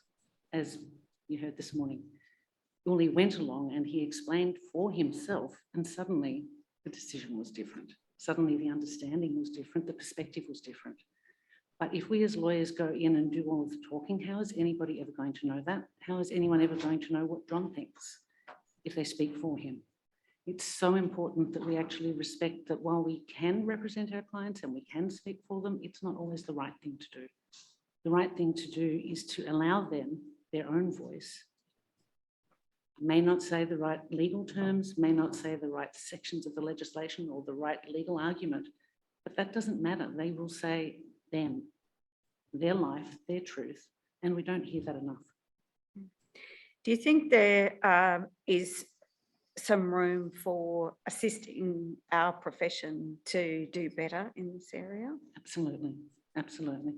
Our profession, and I mean our profession not only just as lawyers, I mean as the court system, I mean as the entire justice system, there needs to be a better understanding of people with disabilities, and not only as participants, people with disabilities who may be lawyers, people with disabilities who may be spectators. They might just want to watch, they might be witnesses. There is just an inherent assumption within the justice system at large that the only reason a person with disability would be there is because they've been convicted of some criminal matter and there needs to be some alternative process. Beyond that, they are largely invisible, and yet they're all around us. We're going to talk about guardianship and administration, and inherently this is a legal process, but what sits underneath this legal process is decisions or assumptions that need to be tested around the concept of capacity. And in the work that you've done with your clients in the guardianship and administration processes, have you had to think about capacity and to make any assessments of capacity for your clients? And this issue often comes up, that the lawyers have got to work out capacity to get instructions or to be able to give advice. So I want to start with this concept of capacity right at the level of how the legal system operates, and particularly where lawyers are involved in giving advice or taking instructions. What do you do, or what does a project Villamanta do to understand capacity? As you mentioned, every lawyer needs to make a determination of capacity, but we need to make that determination on the same basis as we would anybody else. So if somebody else presenting in that manner had not disclosed they have a disability, why would we make a so-called capacity test of somebody just because they have disclosed they have a disability? I'm not a doctor, I'm not a psychiatrist, I'm not in a position to know the difference between person A and person B just because I have a label for one and not the other. For all I know, every single person in this room has a disability. It's really not my business. My business is to understand that they know what the problem is that they've come to see me about, that they can identify what they want, that they can clarify to me, if I ask a number of different ways, what it is that they want, and we go from there. Many people in the community don't have a very complex understanding of the law, but they can tell you what they want. And we simply operate from that. Now, if there are questions about whether there are other consequences, well, like we would any other client or any other person, we take it a step at a time. So I think there's this assumption that the lawyers have got to determine capacity before they can be comfortable in taking instructions. Capacity You for what? say capacity for what? And that's today, what I want. tomorrow, half an hour ago. But is it, so this is what I want to sort of tease out, because we're talking about capacity to make certain sorts of decisions or any decisions. So in taking instructions from clients, it's their capacity to give instructions so lawyers can act on those instructions. I suppose that the anterior question is, do you even need to have to test the capacity? But to that know includes the capacity of the lawyer to get the instructions. It's a conversation. It's not just why I want to me tease it guessing out. their capacity. What about them guessing my capacity to understand what they're trying to tell me? Okay, Maybe so I'm the one that has the capacity problem because I don't know how to listen. exactly. Maybe I don't know how to ask the right questions. Maybe I don't know how to understand their context, and then I'm deciding that they don't have capacity. It's a matter of, can we communicate jointly to the extent that I can understand what it is you want me to help you with and what you would like me and wouldn't like me to do.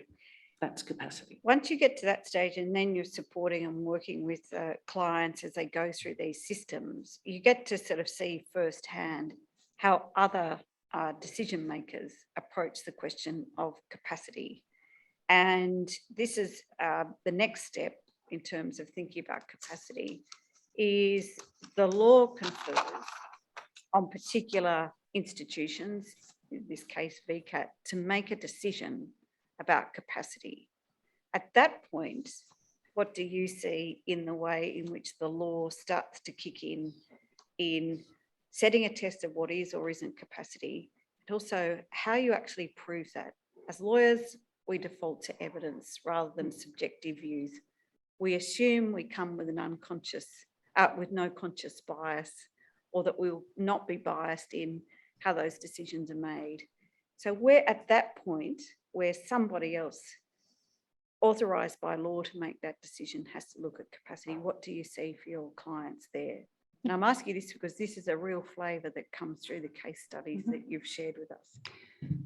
What I would start with is that VCAT requires a medical report to be completed, and they provide a template for that medical report. And that medical report asks yes/no questions about capacity.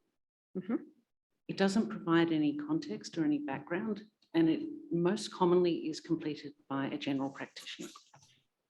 Now, a general practitioner does not diagnose intellectual disability, does not do any of the work around understanding cognitive functioning, generally doesn't talk to their client or their patients about what happens in their day-to-day life and who makes their decisions. So we see these forms filled out by GPs who have had a family member come and say, can you just fill in this form for whoever? And ultimately they will tick the box saying no capacity, not because they asked their patient, how do you make decisions about this? But because the family member said, oh, we need it for VCAT.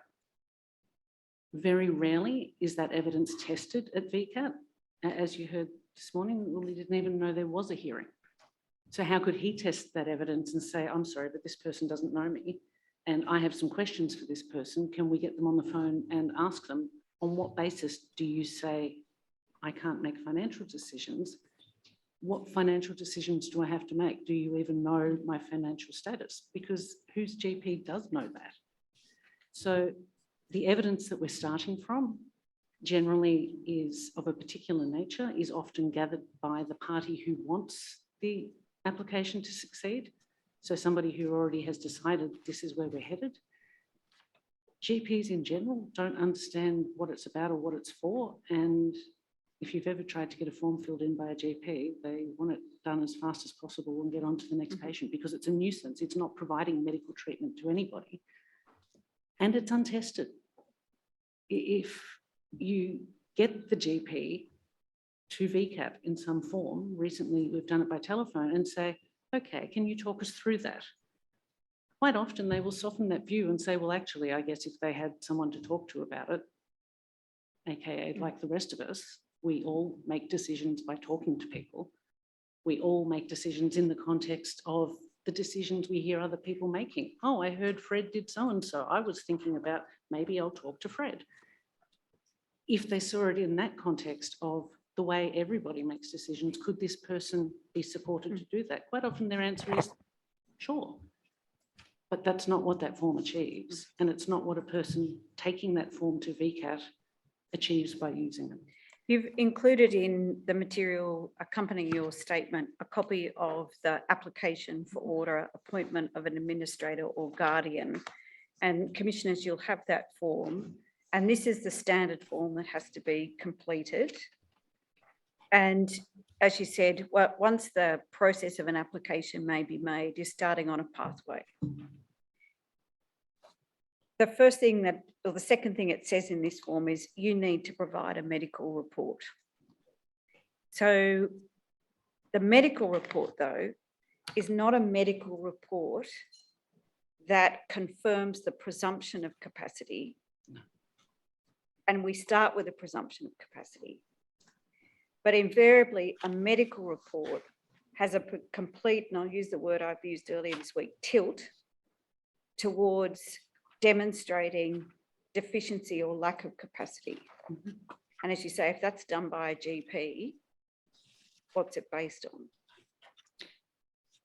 A GP, on the whole, will be unaware of any work that is going on in that person's life with regard to capacity building. So a GP, for a person who's on the NDIS, for example, may well have completed the access request form or may not even know that. But their involvement in what happens after that will be minimal to none because it's an entirely separate part of a person's life. If a person is doing capacity building around whether it's decision-making, whether it's managing finances, whatever, that's very unlikely to be known in any way to the GP. If the people who are doing that work were to fill in the medical report, I believe in 95% of cases, their answers would be very different. So to have somebody who is not involved in the areas of the person's life that actually are affected by and informed by decision-making makes no sense at all. I don't know what value a GP has in commenting on a person's decision-making capacity. I don't think they know. Sometimes. Ms. Anderson, can I ask this, please? Where does this application come from? Is it specified in the regulations? The application form? Yes. Some of the materials in there are, but the actual format of it, no.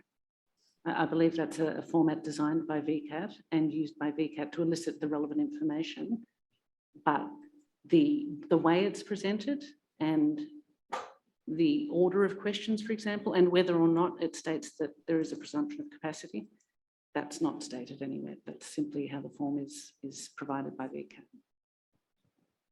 Part of the form in terms of a medical report is not just capacity, but also where is your proof that you are a person with disability? Is that right? Correct.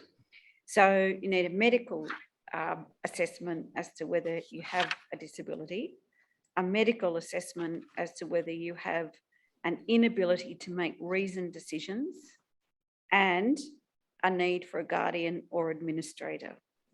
Correct. There's nothing in the legislation that requires this to be done exclusively or solely by a medical practitioner, is there? No.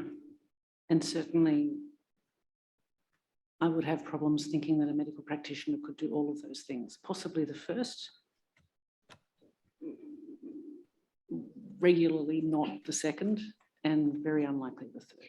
Generally, the role of a medical practitioner is to cure disease or illness, or to support people in terms of managing their health. Diagnose and treat and manage health, correct? When we're thinking about what the implications may be of the appointment of a guardian or administrator, for some with guardianship, there may be decisions about health, but for the most part, an administrator is all about how we spend the money. Correct. In terms of how money's spent, that can be something as simple of whether I'm going to get a cappuccino or a long black, or it may be fairly significant decisions of large expenditure. We know for most people in the community, buying a house or buying a car or going on a very expensive holiday are the sorts of really large expenditures. But for the most part, people are making decisions about whether they want Foxtel or Stan, whether they'll go to the cricket or whether they'll go and play tennis, whether they want to buy flowers for a family member, or whether they're going to go for that more expensive loaf of sourdough over the sort of regular tip-top white. There are all sorts of decisions that could be made. In your experience, how accurate is a medical report in identifying an inability? So the whole focus is this deficit, inability to make reasoned decisions about whether you buy the sourdough, that might be quite expensive, or you go regular tip-top. No idea. It's not something you discuss with the person who's diagnosing your throat infection. We have heard today, and again, I'm drawing on your case studies without taking you directly to them, is that the assessment of inability on financial decision-making seems to be judged by the way people spend their money and on what they spend money, rather than how they make the decision to spend the money on this versus that. Is that your, I mean, that's the sense I get from the case studies. Is that your Can we maybe experience? back up and talk about how people make decisions about spending money? Because we're not talking about no context. I would bet that most of the people in this room do not make that many decisions about spending their money on a daily basis. They have money coming in on a regular basis. They have bills they have to pay on a regular basis. They have things set up to pay automatically, debit automatically, because it's too hard to make all of those decisions. There's too many of them. And who has the energy when a lot of it is the same every single time? I bet you eat the same bread every single time. You're not making multiple financial decisions every time you do anything. You're most likely repeating the same as you do every other day. And the same applies for people with disability. So in fact, the decisions you're making are what is different to that norm. What is my discretionary for the moment? Am I going to have a coffee today? Am I not? What are the things that are actually different? So in terms of people with disability doing anything different to the rest of the community, if you're talking about taking less restrictive options, as John was saying, seeing a financial counsellor, setting up a budget, working out what you can and can't afford. Once you get centre pay, which is free, unlike state trustees, and you get all of your bills paid automatically, as Uli said this morning, you're getting your money every 14 days. So the amount of risk involved in the decisions that you're making is minimal, because you've got your discretionary money only. And when it runs out, it runs out. Don't the rest of us operate that way? Most of our bills are paid, most of our things are planned. We just have a little bit of spending money, and if we overspend it, well, oh well. But it doesn't destroy our entire financial situation. Is it inherent in terms of an assessment made around managing finances, that built into managing finances is value-laden concepts about protection, not overspending, staying within your means? Or is it something even deeper than that? I mean, it just seems like we all assume young people are going to make mistakes with their money, because they do, because that's how you learn. But these are not catastrophic mistakes. These are just not paying a bill for a while and getting into a bit of trouble. And sometimes people who've made those mistakes, as we've heard, can turn their lives around and things turn out smoothly. It doesn't have to be the end of everything. But the fact of somebody having a disability and having made a few mistakes, not paying a few bills, somehow means, oh, woe is me, the sky is falling, we all need to run around and panic, and we need to take control away from this person entirely. How does anybody learn from their mistakes if the only response is to take control away from them completely? This sort of is very much related to concepts in disability around dignity of risk. But you're not even talking about large risk here. You're just talking about learning from mistakes rather than taking risks and approaching risks with foresight. If I ran late for an appointment, parked in a 2-hour parking spot, because I was stressed and in a hurry, didn't think to myself, this is going to be more than 2 hours by the time I get back to the car and get out, and overstayed by 15 minutes, and then got a parking ticket that was beyond my discretionary money for the week. And next week said, I'm sorry, I'm not going to be able to afford to go out to lunch because I got a parking ticket last week. Nobody would say, oh dear, we better get you on an administration order because you can't manage your finances. It would be accepted. These things happen. We're human. But there seems to be this underlying stigma that, well, if you have a disability, that's the reason you made this mistake. Not because everybody does, but your mistake is somehow worse. But then, as we've heard, people end up on administration orders where they call up and say, well, why hasn't my money been put into my account? Administration error, human error, computer error. So the administrators are allowed to make mistakes and they are empowered to make decisions, but still make mistakes and charge fees. But their clients are not allowed to make mistakes at all. I don't see how that is fair. Once the decision is made that a person does require an administrator or guardian, from that point, does the onus switch to the person then having to establish or prove that they do have capacity to make decisions into the future? And is there an onus on them to bring evidence forward to prove it? How does anyone prove a negative? I don't have an inability. They can't prove that.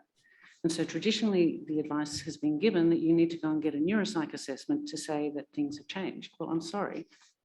By the very definition of intellectual disability, that neuropsych assessment is going to say exactly the same as it said before, because this is not a question of disability. The question is capacity and need. So it's actually the job of the administrator or guardian in that intervening period to support the person to develop those skills as much as is possible. And that's the thing that doesn't happen. I think in some of your case studies, you've identified that that is almost impossible if you are a person who doesn't have a bank account and hasn't had the opportunity to learn the skills by trial and error to be able to make mistakes, to really demonstrate that financial capacity. I would actually suggest they are demonstrating it in a way that is not understood. How Because would if that you be? only have $10 a week, you are still making decisions about how you will spend that $10 a week. And if you've had $10 a week for the last 20 years, I bet you know what's going to tip you over and what you do or don't care about and how much you might want to save for next week. But nobody values those decisions because they're $10. Nobody values those decisions because the person can't articulate them.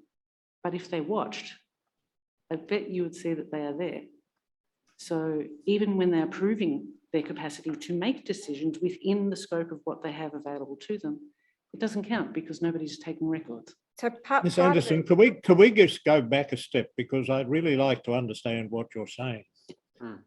On one view, you're saying that no administration order should ever be made because everybody has ultimately financial capacity. Are you saying that? I'm not sure, can I interrupt there, Chair? I'm not sure I've asked Ms. Anderson that at this stage. You may not have, but I've been following Ms. Anderson's answers very carefully and I just like clarification. So Ms. Anderson, is that what you're saying or are you saying something else? I think the line is in the wrong place. I think that threshold of it being absolutely necessary is in the wrong place. I think there are a lot of people who have administration orders made where there is a far less restrictive option available and it's simply not investigated. I believe there are some people for whom capacity is not going to occur, pardon me, again, if ever, and who need an administration order. But I think the number of them is far lower than we currently see. I think there is a group. And is that because of the terms of the legislation, or because VCAT is not doing its job in applying the legislation, or is it for some other reason? A little bit of all of them, I would say. The assumption to begin with that a person with a disability needs an administration order because of their disability is problematic. And until we start seeing that is not. I'm sorry, but that's not what the Act says. Correct. Correct. So VCAT is under the responsibility to apply the relevant provisions of the Act, and they are set out fairly clearly. I'm not going to read them, but the job of VCAT is certainly not to make an order because of someone's disability. So again, I'm trying to understand what it is that you're putting to us. It may be that the legislation is defective, VCAT doesn't do its job properly because it doesn't get the information or it misinterprets the information. I'm just not clear where we're going.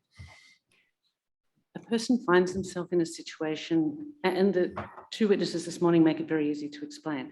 A person finds themselves in a situation where there is an application made that states they don't have capacity to make those decisions because of their disability and they need an administrator.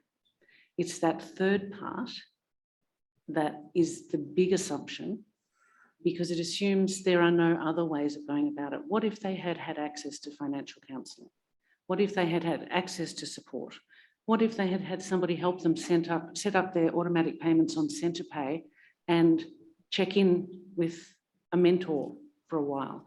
All of these other options that should have negated the need for an administrator are on the table for anybody, but nobody has tried them. So it's my position that that need for an administrator is assumed because people just don't even think of those other options. People don't, and who is going to tell these young men that you could see a financial counsellor and avoid all of this when they don't even know an application is coming? State trustees isn't then going to be responsible for getting them financial counsellor because they have a different process.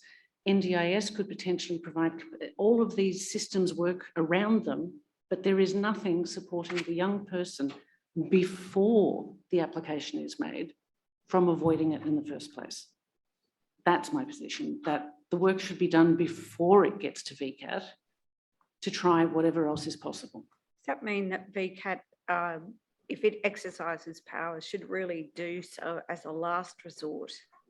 Absolutely. And that there should be some mechanism that when the application form is completed, that you've kindly provided us, that there's some checks and balances, that options in relation to supported decision-making have been tried and exhausted.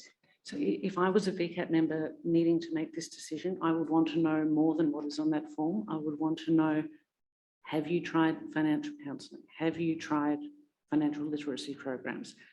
What other supports are in place for this person? You know, what capacity building are they doing? How do they make other decisions in their lives? How are they making the financial decisions they are making? I would want to know the scope of all of what's in play to know that there is absolutely no other choice. But I don't see how you could understand that from what's on the form. And if the person then doesn't know and attend the hearing, their perspective is certainly absent from that process. So where does supported decision-making fit in to this current regime? And as I said, I'm drawing from the case studies. So I want to ask you about that, and I'm conscious at the time, and I want to ask you about where guardians and administrators are family members, because a lot of what we've been talking about is the last of the last resorts with public guardians and public trustees. So where does supported decision-making fit into the existing framework? Is that something that regularly raised when applications are made? in your experience with VCAT? It's Is in- there a discussion about exhausting supported decision-making? It fits in with difficulty. There will be some people who know what it is and come to VCAT specifically for that, and Ollie, as he stated, has done precisely that. There will be other people who have been told guardianship or administration is the way to go, but then the VCAT member will actually ask questions and will lead them towards an understanding that there are alternatives which may need to be explored. And then there are the vast majority of people for whom their context, their supports, and the hearing itself, all of these combined mean that it doesn't come up. If there's nobody in the room, how can you look into what other options there are available? If the person doesn't have anybody in their life, because this has not become an issue until now, let's say that their parent was an informal supportive decision maker and their parent has suddenly passed away. Nobody's thought to develop those relationships so that when the time comes, somebody else can step in. There's been no thinking about it. We need as a community to be thinking about it before it gets to that point. We shouldn't be waiting until these big decisions need to be made. We need to be making sure that people who need the support to make decisions are developing the supportive mechanisms to do so, so that potentially you don't even need to end up at VCAT because it works on an informal basis in the first place. But so can that lead me into ask you about families? We're going to hear later this week, probably the reverse, not so much of where parents are the guardians, but when parents become older and there may be capacity that's diminishing over time for dementia or other illness. A lot of what we've been talking about at this stage has been for parents or siblings to become guardians or administrators. There's a big issue about if families in conflict and what happens then. But in terms of a family member applying to be a guardian or administrator, the family member may know the person very well, and there may have already been supports in families and supported decision-making in families. Some families may not have those skills, but many families do. Do you think that there should be any safeguards built in when family members are the applicants for these orders? And I'm reflecting, I'm not asking you to comment directly on John's case, but this was an issue I think for John was difficult about having family members become his guardian and administrators at a time where he was working out his identity and the way in which he wanted to live his life. His parents might say, we're protecting you, we're supporting you, and this is our best way of doing that. And there may have been some conflict within the family. How does supported decision-making fit in and you work that out in those circumstances? It needs to be understood that supportive decision-making is about supporting the person to make their own decisions.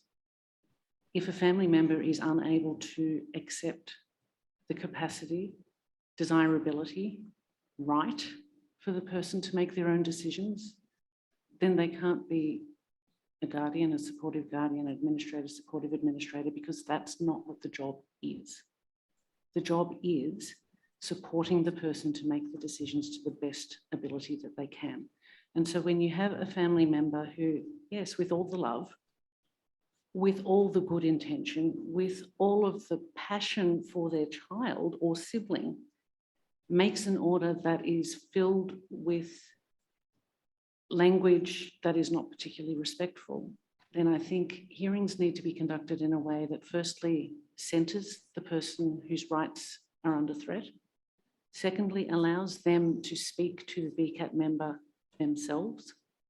If they need support, they need support. But it's incredibly difficult to put your case if you are with a family member who has always known better than you.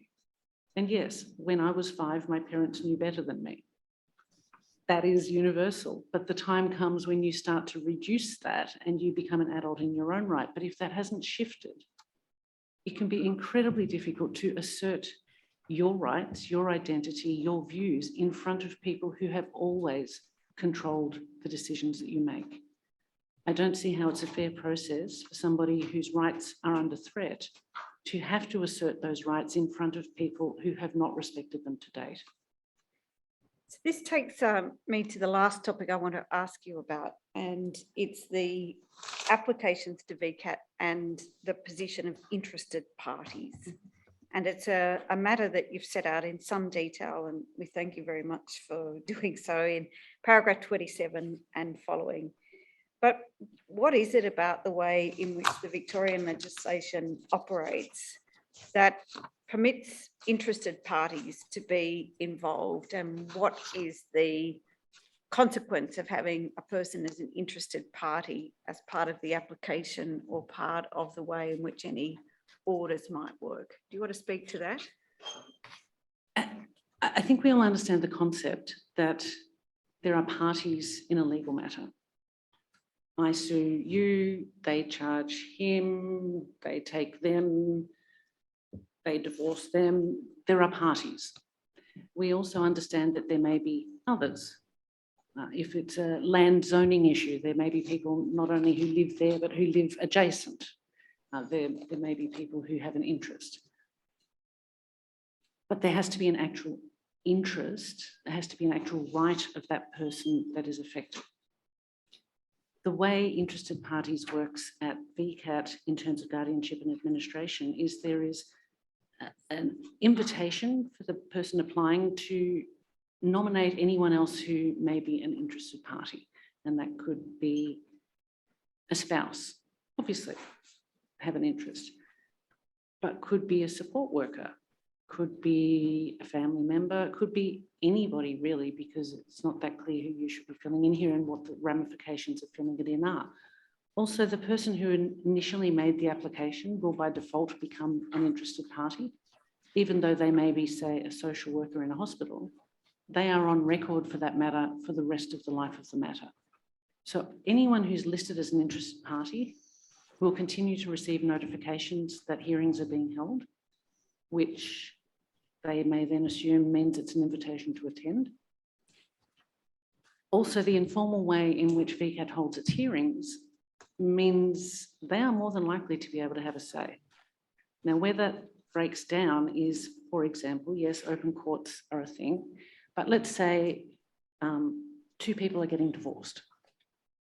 They go to court about the divorce. Who else might be interested in that? Well, extended family, neighbours, enemies, all sorts of people could be interested. Doesn't mean that they get to turn up to court and weigh in and have a say. Sure, they can turn up and observe, but they don't become parties. They don't get to intervene or to interject. They don't get to have a say in any of it. They just observe. But at VCAT, they become somebody who can have a say in the matter where their rights are not affected in any way, shape or form. And it can then mean that the person whose rights are affected is not only finding it difficult to say anything and be heard at all, but is actually silenced in their own hearing because of the force of the people and who they are and their history, which is not the point of a guardianship or administration hearing. So this is where an interested party is a person who either in a very overt or more subtle way exercises power within those relationships. That's the risk, is it? Yes, that the power that they hold over the person is then injected into that hearing, and the person whose rights are under threat is no longer able to participate freely and fully in that hearing because that power imbalance has appeared in the room. Now, when we started, you said there's one matter that you wanted to comment on along the way, but I'm right at the end. So this arose in the context of the case study concerning Frank, which starts at paragraph 17. Mm-hmm. And one of the issues is a comment that you make in paragraph 21 about Frank not being consulted on the delegation of the authority to the service provider to handle his money.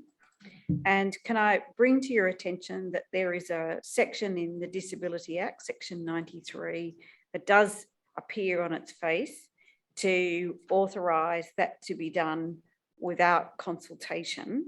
So that section's been brought to your attention, so you're aware of that. Mhm. Was there something that you wanted to say, either by way of explaining the context of your comment or even recognising that there may be the power in the Disability Act, how that might apply in a Certainly. practical sense? So my comment was about we're not aware of any mechanism by which state trustees can delegate the management of an individual's money to the residence in which they live. Right. I have now had it brought to my attention that there is a mechanism by which they can do that. That doesn't change the view that being able to do something doesn't mean you should. Will and preference must prevail, and to my knowledge, the person and the persons we are talking about have not had any input into decisions made by their administrator to delegate the decision-making authority around their finances to the residence in which they live. Thank you. Commissioners, they're the questions that I wanted to ask Ms Anderson, and the commissioners may have some questions for you. Thank you very much. Yes, I'll ask my colleagues if they have any questions. Commissioner McEwen. Thank you, Chair. Thank you, Ms Anderson. My one question is about the Convention on the Right to Persons with Disabilities. As you know, it's part of our terms of reference. What do you think needs to happen or change to the laws and policies in Australia to be consistent with the Convention, in particular, Article 12?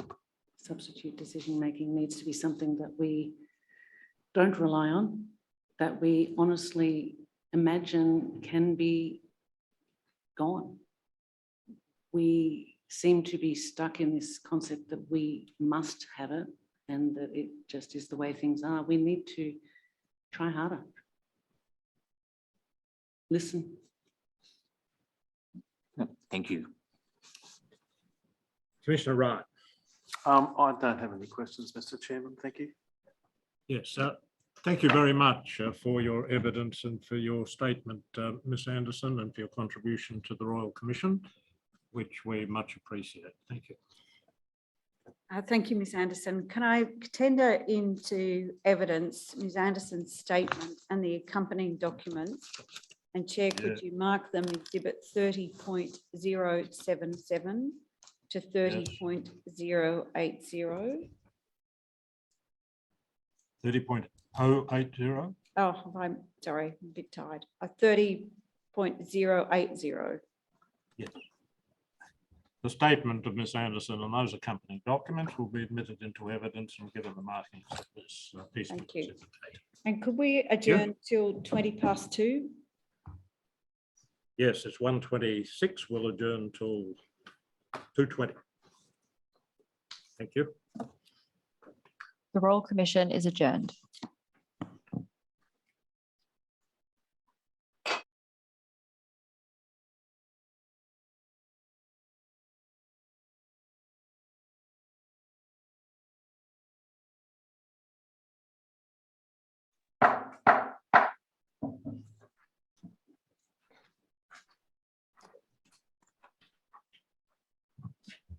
The Royal Commission is now in session.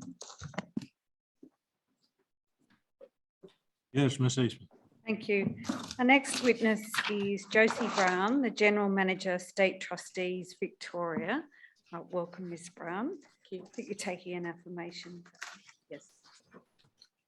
Ms Brown, thank you for coming to the Royal Commission to give evidence. As I understand it, you're here in place of Mr Velagrinos, whose statement we've received. Is that, have I understood that correctly? That's correct. Yes, okay, thank you. If you would be good enough to follow the instructions of the associate who is to your right, she will administer the affirmation to you. Thank you.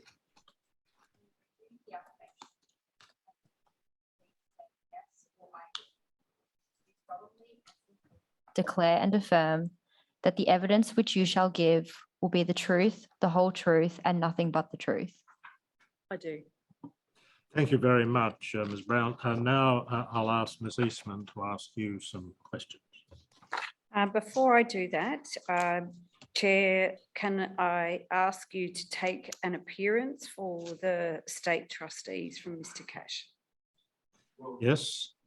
Royal Commission, please. My name is Cash. I'm the State Trustee. Trustees Limited. So would you mind repeating that? I just didn't hear that. Yes, my name is Cash. I appear for State Trustees Limited. Thank you very much. Yes, Ms. Eastman. So Ms. Brown, you have got a copy of Mr. Villagrenis's statement, is that right? I do. And you've read that statement? I have.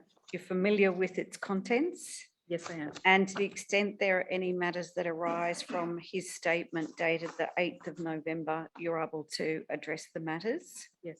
I suppose if you're not, you're going to let me know, is that right? Correct. Yes. And do you know whether there are any corrections or amendments that need to be made to Mr. Villagrenis's statement of 8 November? There are no corrections.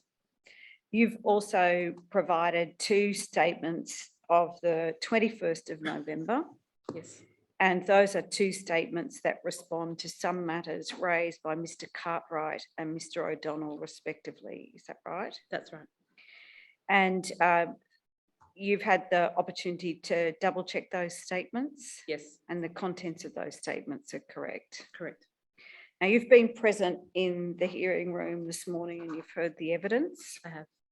And in terms of any personal involvement in relation to Mr. Cartwright or Mr. O'Donnell's case, you haven't had any personal involvement? No, I haven't. And to the extent that there are any particular issues raised in their evidence this morning, it's not a matter that I'm going to ask you to comment on directly. Okay. Okay. And to the extent that the state trustees wish to respond to any matters to assist the Royal Commission, they're set out in the written statement. Is that right? That's right. Okay. So I want to start by asking you about the role of the state trustee and the state trustee's powers. Can I ask you in terms of the functions and powers, and if we start with the functions and powers conferred on the Chief Executive Officer of the state trustees, these are the matters that are set out in Mr. Villagrenis's statement at paragraph 1.2. Is that right? That's right. So the responsibilities are overseeing the operation and financial performance of state trustees, developing, communicating and implementing strategies and plans to achieve the key organisational objectives.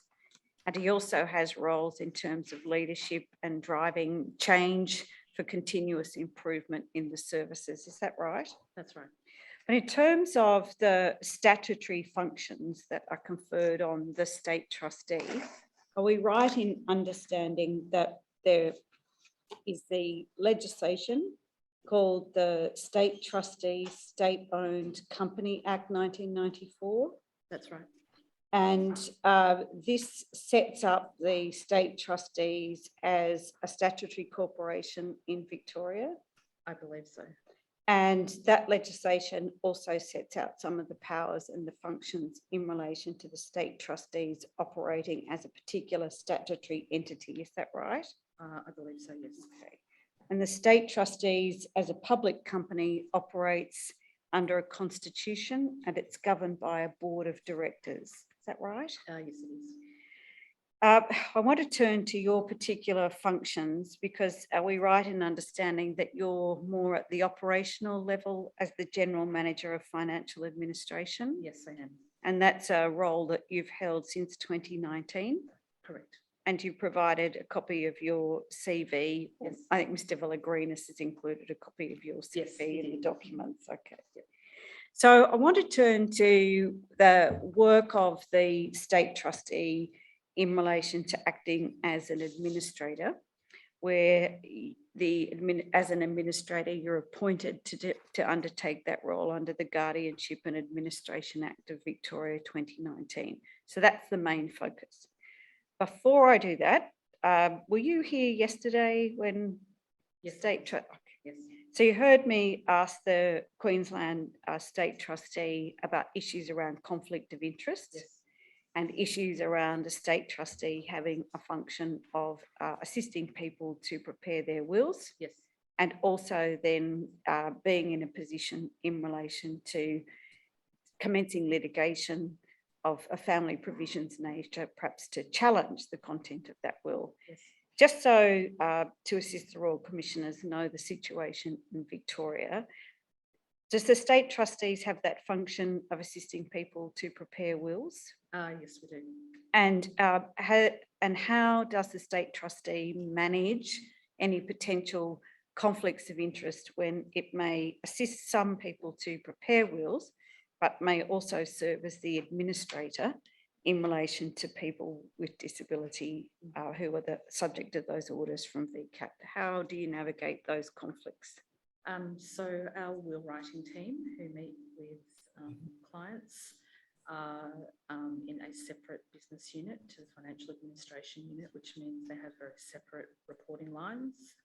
And so there's a very distinct separation of roles and responsibilities, if you like. And there is no, from a system perspective, no ability to access the information that might be provided in the will versus the will writers equally cannot access the information of financial administration clients that we have in our system. So I raised with Mr. Zhuan yesterday that they might be that function and the internal Chinese wall, so to speak. But there still might be the perception in the community of a conflict of interest. Is there any policy or any practice within the state trustees that address that perception and manage that conflict, other than just who has information to what? Yeah, so I'd understand that there may be a perception around that. We don't have a published procedure or policy that's available to the public about that. And has there been occasions where the state trustees have commenced some type of action or litigation in relation to challenging a will on behalf of a person who's subject to administration orders? Do you know that? You may not. Well, I imagine there would have been, but I wouldn't be across the details. That's all right. So if, and Mr. Cash is here, so if there's anything arising from those questions that I asked you, and in light of the evidence and the questions that I asked Mr. Zhuan yesterday that you'd like to respond to, I invite you to do so. All right, so I'm now going to turn to the Victorian law. So the Guardianship and Administration Act 2019 is a relatively new piece of legislation, and it's introduced a number of quite significant changes. Is that right? It has. The primary object of the Victorian Act is to protect and promote human rights and dignity of people with disability, having regard, among other things, to the Convention on the Rights of Persons with Disabilities. And then it sets out various other things. In terms of your office, it's right, are we right in understanding that the state trustees are a public authority? I'm not quite sure how to answer that question. All right, I'll walk it back. Sorry. In Victoria, you've had the Victorian Charter of Rights Yes. and Responsibilities Yes. for a period of Yes. time. That charter operates in relation to public authorities. Yes.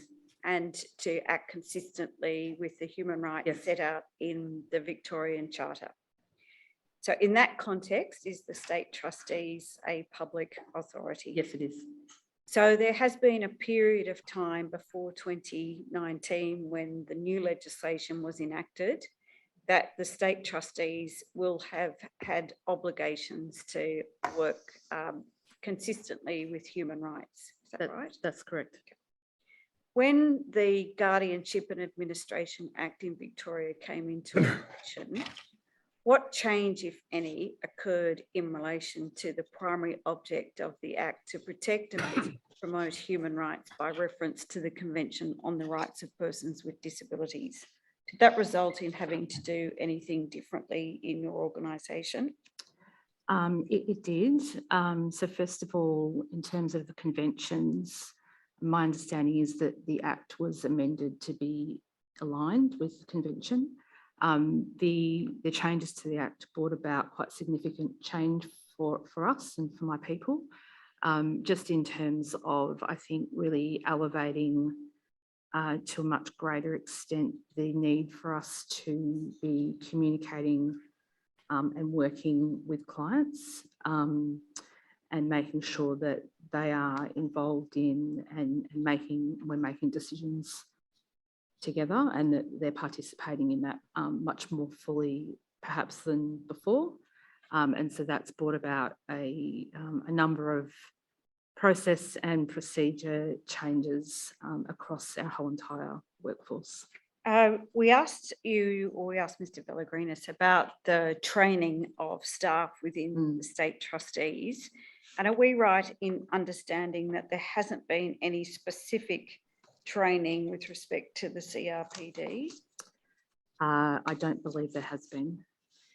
So if there's been no training in relation to the CRPD, and given what you've just said earlier in the answer, then how is it within the state trustee that people are aware when discharging their duties in understanding what the CRPD is about and the extent to which it might be different from the Victorian Charter of Rights?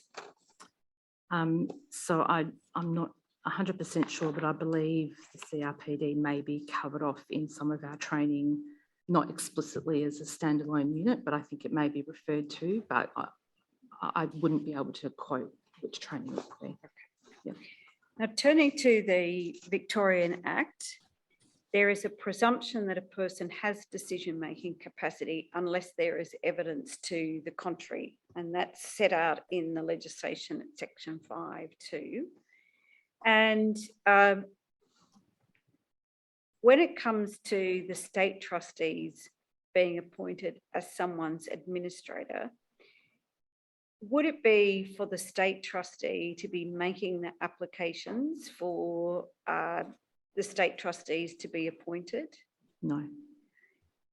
Where the state trustees come in is if an application's made by somebody else, it might be a family member, it might be a service provider, it might be in a hospital setting if somebody needs an administrator to leave hospital and find accommodation or something like that. That's right.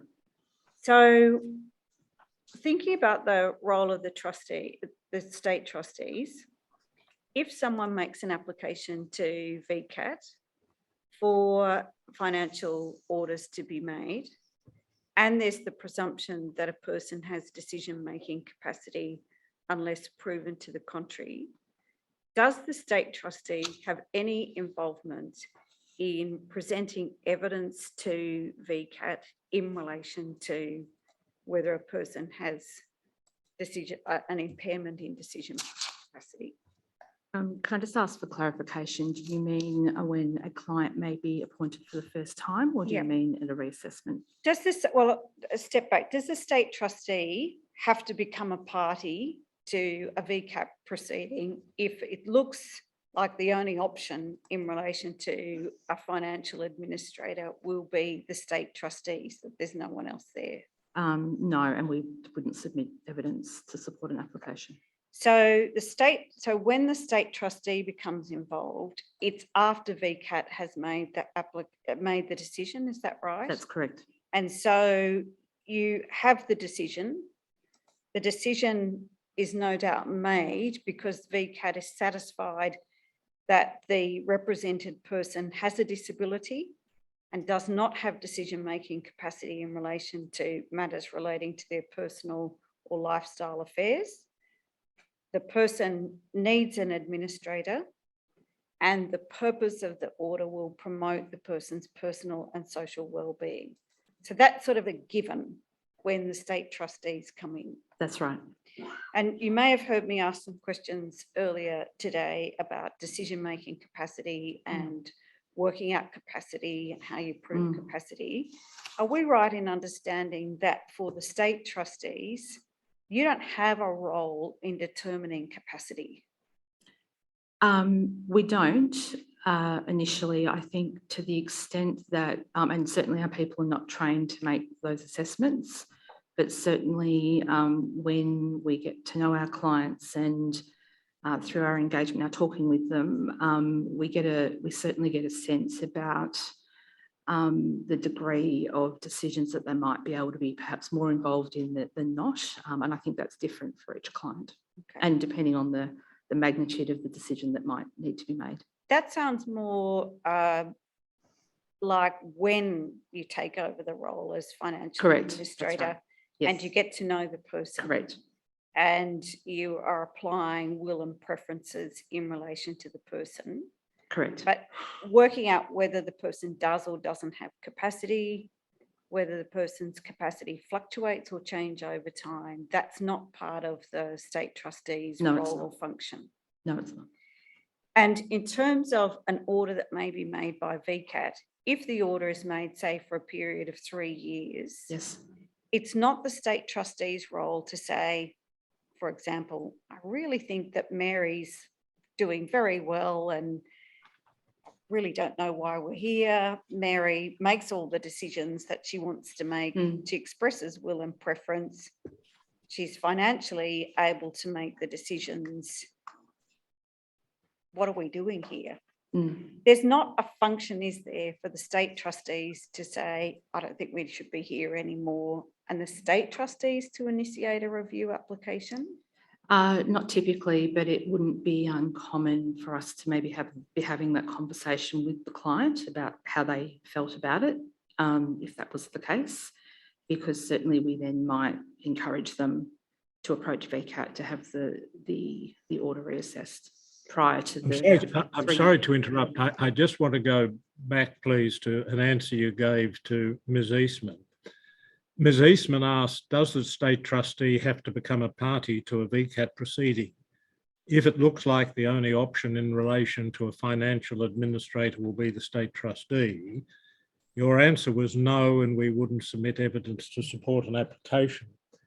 Section 25, subsection C of the Guardianship and Administration Act says the following persons are parties to a proceeding on an application under this division. C, the person proposed as guardian or administrator as the case requires. Wouldn't that mean that the public trustee, if an administration order is sought and the public trustee is to be the administrator, is by force of section 25C a party to the proceeding?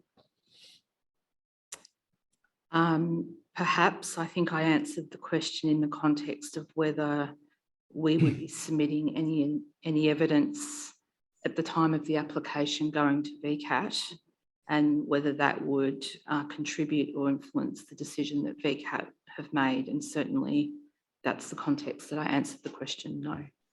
Actually, what you said was no, and we wouldn't submit evidence. My next question is, if you're a party, why wouldn't you present evidence if it was an appropriate case for the public trustee to do so? For example, if the public trustee had information suggesting that it was not appropriate that it should be appointed, but somebody else should be appointed.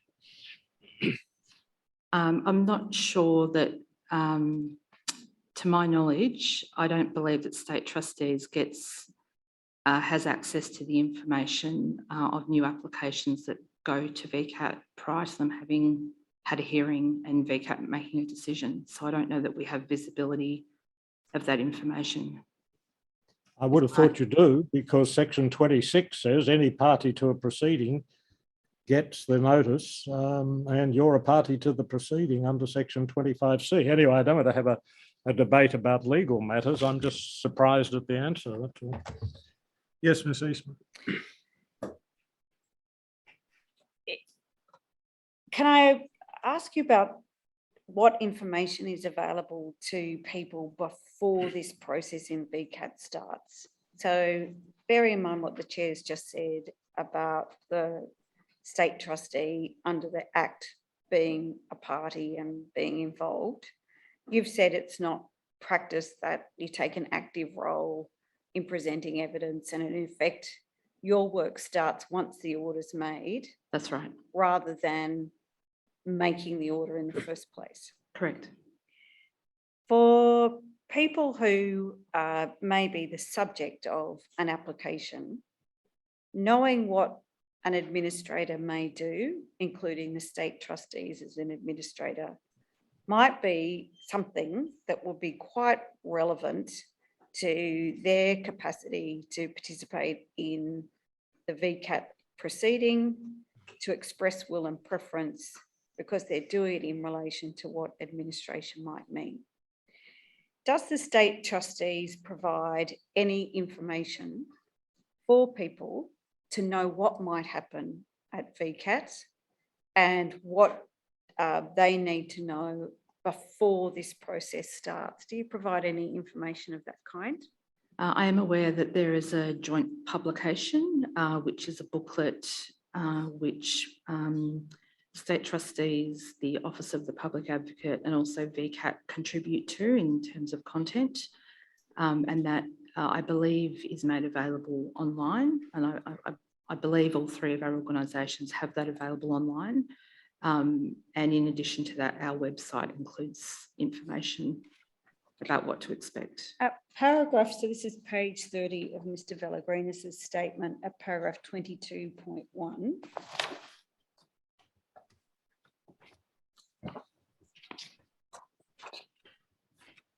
At 22.1. 22.1. Yes. You've set out there as part of education resources the following publications explaining financial administration that are available on the website. So there's 3 there. Yes. And in terms of these 3 resources, are these documents that you're familiar with? Not intimately familiar with their content, but aware that they exist and the ways in which they're provided. 2 of those are actually included in our welcome pack that's provided to clients when we meet with them. I do want to ask you about the welcome pack, because the welcome pack is when the order's made. Correct. So I'm trying to sort of just get a sense of where the trustees comes in and out. So I'm just at that stage that accepting your work starts after the order's made. It's how much information is provided before that process starts, so that people understand when your job starts, what they can or can't say before the application's been made. So that's where I'm at, that sort of early stage. Are you able to tell the Royal Commission whether the documents that are referred to there, your guide to financial administration, understanding financial administration statements and administration guide, address the type of information that somebody may need to know before an order's made? I don't believe it's before. It's what they can expect will happen After. Correct. Is there any publicly available information that you're aware of that deals with the before? Not that I'm aware of. I must admit that the VCAT content that might be in the guide, the joint publication, may well include information, but I'm not familiar with that. VCAT might say this is how our procedures and processes work, but I'm trying to get to something before the process starts to understand, but you're not aware. Not that I'm aware of. There's anything. No, not that I'm aware of. Do you think it would be helpful for people to have information before the process starts, so that they can then have information that might help them decide what information or evidence they need to give to VCAT? Yes. And at the moment, you're not sure where anybody would go to get that information? Personally, I'm not aware, no. Okay. So the assume VCAT's made the decision, satisfied itself of the requirements, and then the state trustees come in. It's the practice, isn't it, to provide a person who's subject to the orders with the welcome pack? That's right. And the documents that we've just been referring to at paragraph 22.1, are these documents that are routinely provided to everybody who's the subject of orders, or do you have to look that up yourself? So they are provided along with the documents which are listed in 22.2. Okay. And how long have these documents been available? Is this a relatively new suite of documents, or have these always been available in some kind of form? The newest is the Understanding Financial Administration Statements. That's only been in existence since about 2019.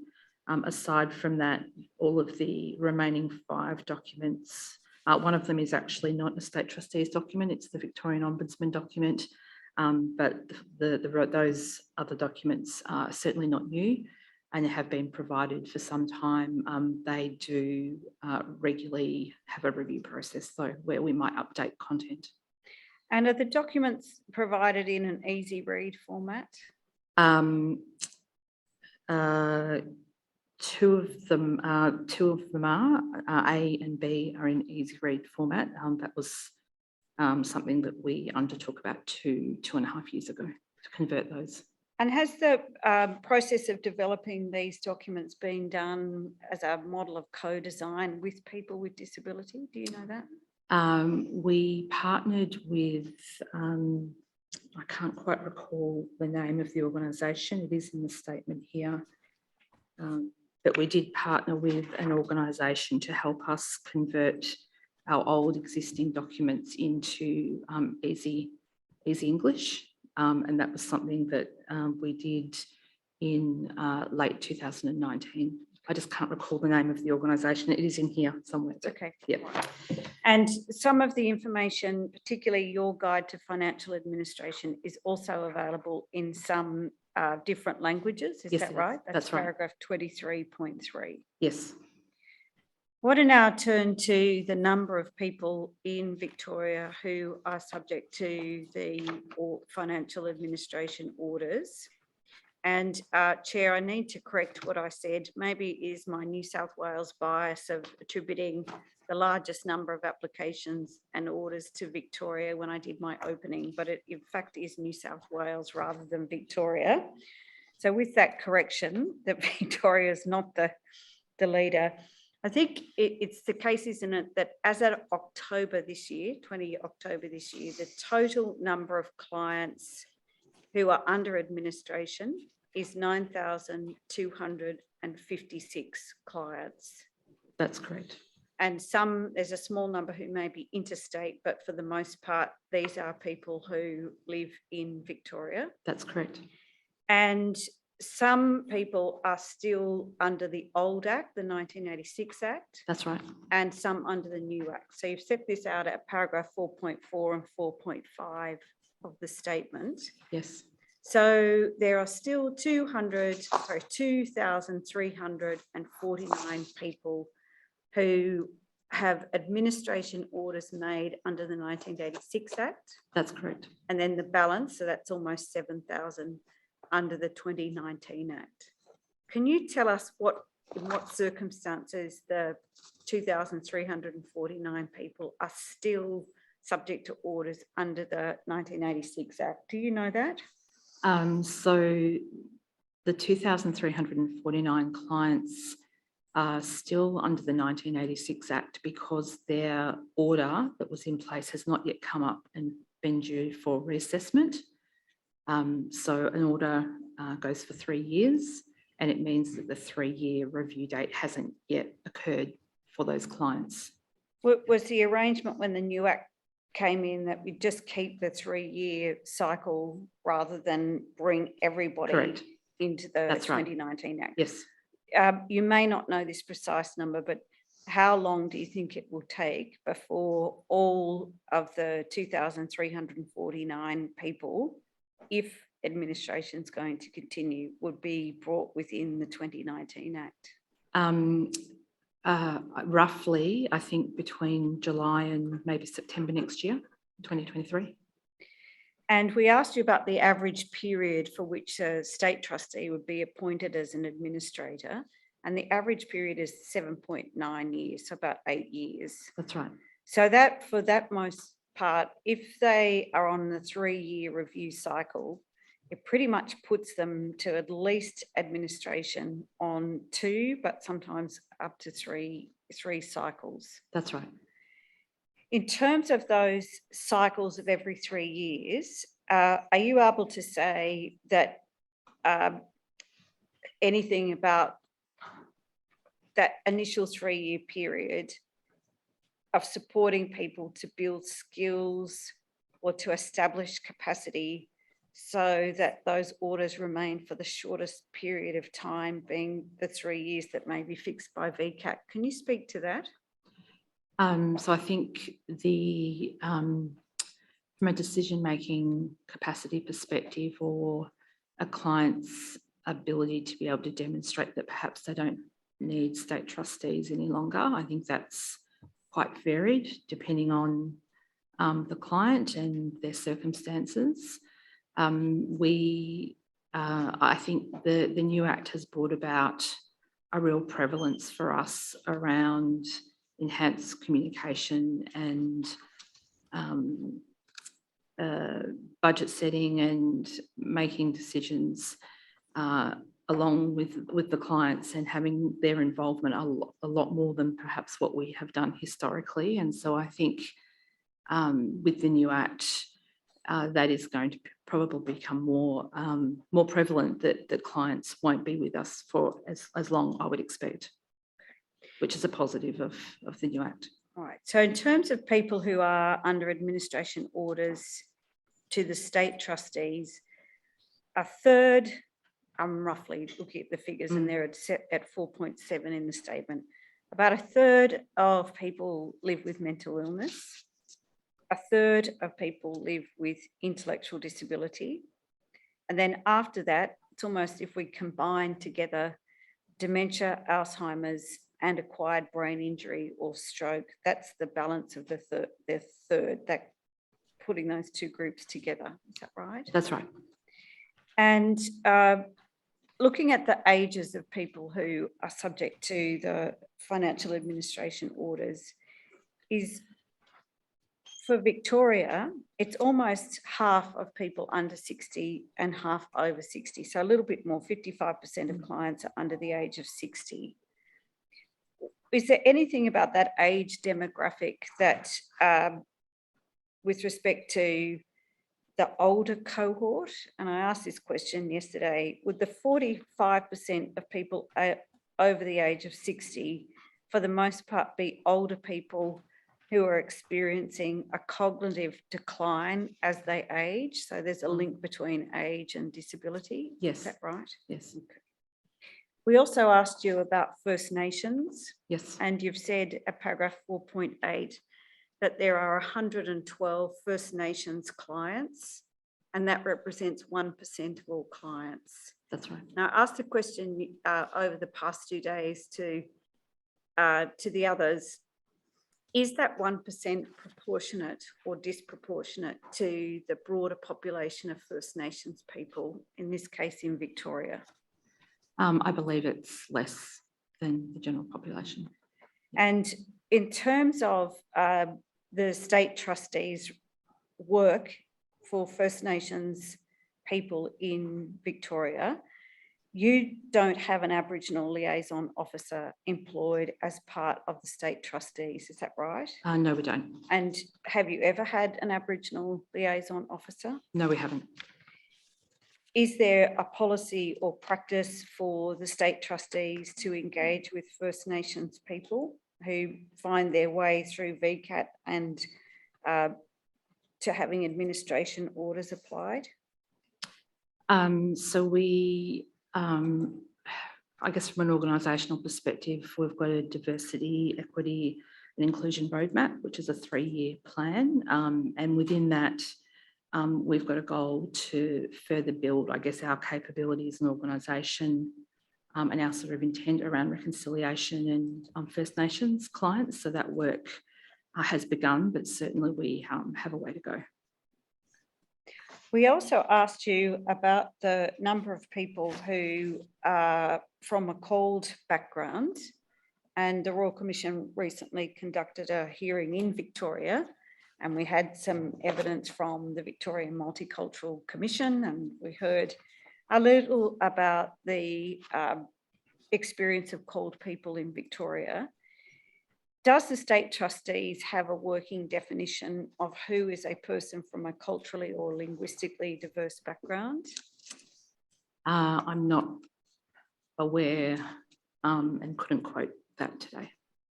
Do you keep any statistics in relation to identifying people from culturally or linguistically diverse backgrounds? So we certainly capture a client's country or place of birth, and we have quite detailed records about that. When we held the hearing recently in Victoria, in Melbourne, about the called community, we also examined whether people who use Auslan as their first language and are deaf are part of the called community. Does the state trustees have let me withdraw that, walk that back a bit. For a person who may be subject to administration orders who is deaf and whose first language is Auslan, how do the state trustees include that person? Where do they fit in the count? Are they called? Are they not? I can't answer that question, unfortunately. The other question we asked you was the number of people who are subject to the orders who may also be NDIS participants. And 46% of clients are NDIS participants. That's paragraph 4.10. Yes. And I'm not sure you've addressed the impact of the NDIS in any detail in the statement, but have you observed with the rollout of the NDIS in Victoria, whether that has made any change, or have you seen any trends about the impact of the NDIS in relation to financial administration orders? Not directly impacting financial administration orders. I think as a financial administrator, it's really important that we have visibility of a client's NDIS plan. And that is certainly a challenge for us in terms of getting access to that information. So what are you doing about the challenge of getting access to that information? So really the options available to us are to, so we're reliant first of all on the client being willing to share with us that they are an NDIS participant. They also, we're completely reliant on them on either providing a copy of the plan or consenting for us to have a copy of the plan, which isn't something that automatically happens or happens in all cases. Does that create any impediments to being able to discharge the duties as state trustees if the person subject to orders is also an NDIS participant? It certainly does, because where the NDIS should be funding services or supports for a client, and perhaps their plan does provide for that, it's really important that we have access to that information so that we're not using the client's own funds to pay for things that the NDIS should be paying for. How do you work that out then? With a great deal of difficulty, and sometimes we can't. Well, doesn't that create a very significant disadvantage to the represented person? What it means is that I have a team of people who are sort of constantly asking the question and trying to obtain that consent, because we recognise how important that is. And so that's certainly, it's a very manual process and something that we keep just needing to go back and ask the question. Because we're not legally entitled to that information any other way. What needs to change?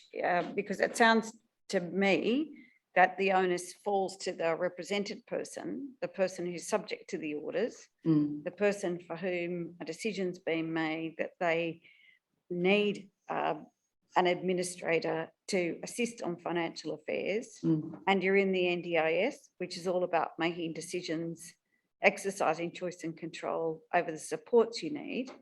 Isn't there an inherent conflict in that for putting the onus back on the supported person, on the represented person? Yeah, there needs to be a provision in the NDIS Act that enables substitute decision makers to have access to that information, because at the moment there's no ability for us to be entitled to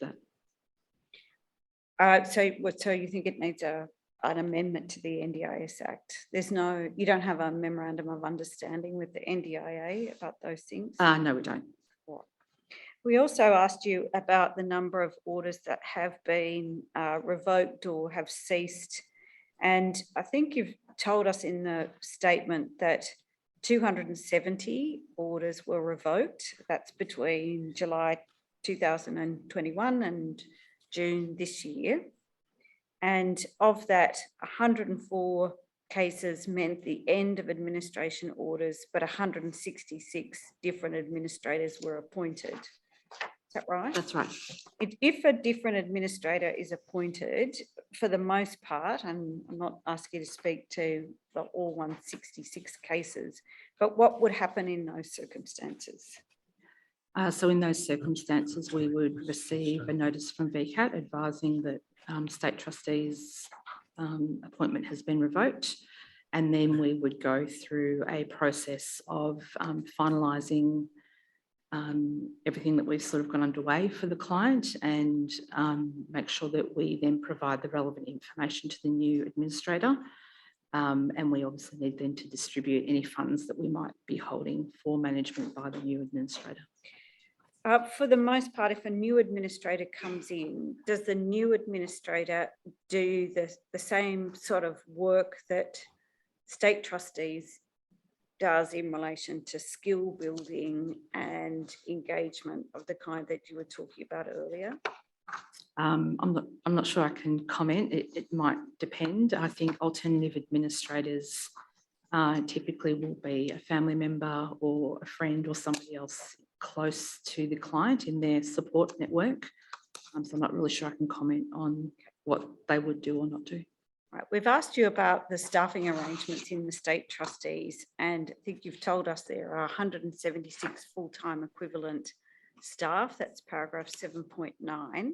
Yes. And the state trustees are located in various parts of Victoria, in Footscray, Dandenong, Bendigo and Melbourne CBD. Yes, that's right. Are the majority of the 176 full-time equivalent staff Melbourne-based? It's sort of equally spread across the three sites. And are any of the staff people who are First Nation, who identify as First Nations people? Our latest People Matter survey, which is our staff engagement survey, had one person that identified as being First Nations, but I can't say that that was part of the 176 because that's only a portion of our organisation. But there was one person in that survey who responded that they were, and we had 30 people who chose not to say. And the Royal Commission in previous hearings has had the benefit from hearing from the Victorian Public Service Commissioner or Public Sector Commissioner about the targets for employing people with disability in public sector organisations in Victoria. Is the state trustee subject to those arrangements and those targets in terms of employment for people with disability? I don't believe they are, but I couldn't be 100% sure. Do you have any knowledge of the number of staff who are people who identify as people with disability? I do. So of the 383 respondents to the recent survey, 19 identified as having a disability, and again, 30 people chose not to respond. Does the state trustees have any consultative committee or advisory bodies that regularly engage with people with disability? No, we don't. We have an internal disability action working group, but that it's quite new, and potentially down the track it may, but at this point in time it doesn't engage externally. So given the cohort of people who are subject to financial administration orders being 1/3 of people with intellectual disability, is there no consultation with any relevant advocacy groups that support people with intellectual disability? There's nothing. So we certainly work with a number of groups. I guess advocacy groups who are involved in our clients' lives. So we would deal with them sort of on a day-to-day basis. But certainly there are no sort of reference groups or anything like that that we host or run. Well, take you back to the CRPD and assume that there are rights in the CRPD about consulting with people with disability. How would the state trustees give effect to, say, a right to be consulted in discharging its functions if it's got no reference group or no advisory groups that represent people with disability, in particular people with intellectual disability? How do you achieve meeting those rights obligations? Certainly, we have a gap in terms of consulting with people with a disability in terms of forming our service model and how we deliver services. But certainly, we're consulting with our clients each and every day. But I guess if the question's being asked in the context of how we've shaped our service delivery, certainly that's a gap for us. Is there any plans to address that gap? It's certainly been a topic of conversation over the last 3 to 6 months in terms of the fact that we need to do that. We are in the middle of just going through some change, and it's been, I guess, place carded as the next thing that we need to put on the agenda, and we need to do that. So certainly acknowledge that it needs to be done. Would the work that needs to be done also be the opportunity to bring in people with disability who themselves have had experience of financial administration orders to give some advice and to be consulted about what could be done better in the organisation? Yeah, no, absolutely. I think it is. Probably one of the things that is also important for me to say is that when we have been developing up service, it hasn't been completely at the exclusion of clients' experience, because certainly we have a survey, a satisfaction survey for clients, and also we have quite a bit of information from complaints or compliments that are provided to us. So certainly those things have informed what we've done to date. So it hasn't been completely absent of taking that into consideration, but there absolutely is an opportunity, as you say, to bring them in and talk to them about people like Uli and their experience. Absolutely. We've asked you about staff training, and there's a lot of information in the statement about that. Are we right in understanding that there's no specific trauma-informed training? There is, but I can't remember the exact name of it. Sorry. And I don't think it's included in our statement. Yeah. And to the extent any training is done with respect to communication with and understanding the rights of people with disability, is any of that training done and led by people with disability? No. Why not? To date, our training around human rights has been conducted by the Victorian Human Rights and Commission, and so that's been done face-to-face by them, but it certainly hasn't been run by people with a disability. Would you accept that for an organisation such as the State Trustees, whose basically absolute core business is to work with the will and preference of represented people and their people with disability, that to not have any form of training or engagement with people with disability is may I say, a fairly significant deficiency? Yes. Want to now deal with the level of engagement, and you've been in the room this morning and you've heard some pretty strong views about people's experience, and we accept that they're two experiences, but you've also seen some of the case studies that Ms. Anderson set out in her statement. So one of the issues is, how can you make decisions about someone without knowing them or without understanding their life, and also being in contact with them? And you heard the evidence this morning of that frustration about the contact and the nature of the contact. Are we right in understanding that the State Trustee has a particular procedure or policy with respect to the nature and the frequency of contact with a represented person? Do you mean a policy that sets out how frequent frequent that should be? We don't have a specific policy that sets that out, no.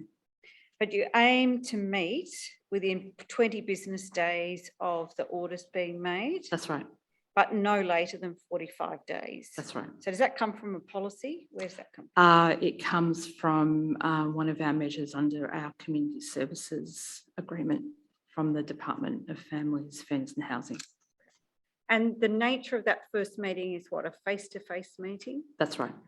And is that organised at a time that's convenient for the state trustees, or is it organised by the state trustees working out the best time for the person who's now the subject of new orders? Yep, so we make contact with the individual after receiving the order and make a time that's mutually works for both parties. Often we also are reliant on the client wanting to bring along a support person. So often we might need to fit in with availability of case managers and social workers, etc., depending on who's there. Now, Mr. Cartwright says over the course of his time that there were 6 meetings, and Mr. O'Donnell says once. It's the case, isn't it, that when you've looked at the frequency of contact, that you aim for in-person once every 3 years? That's our new way forward as a result of having received some additional funding back in July. And so we're setting up a team to meet with existing clients once every 3 years. Prior to that, we've only had a team available to meet with new clients following their appointment. So prior to that, you do the initial welcome. Yes. They might get their welcome pack and Yes. information, but after that, they may never see a state trustee again We would. in person. Depending on what was going on for a client, we would do a follow-up visit if we needed to, but that was, I won't say it was rare, but I think on average we would do maybe 300 per year prior. And what, in that context, what's the sort of average caseload for the full-time staff who've got the particular delegated responsibility to act as administrator? So we don't at the moment run a caseload model. So we do have one team in particular that is sort of more group case managed, but we actually don't have caseworkers that have a dedicated portfolio of clients that they manage. And you've heard, I think this morning, I'm not asking you to comment on the individual cases, is that real frustration that if you don't have a dedicated person, that every time you ring up or you try to make contact, you feel like you're explaining yourself over and over again. Has that been a feature of the way in which the absence of a dedicated person or manager has been for clients? I think certainly it is a frustration. We have a call centre that manages our inbound calls from clients. So when clients contact us, they will speak with our contact centre. That has between 35 and 40 sort of people who are in that contact centre. So it stands to reason that they may well get a different person each time they call.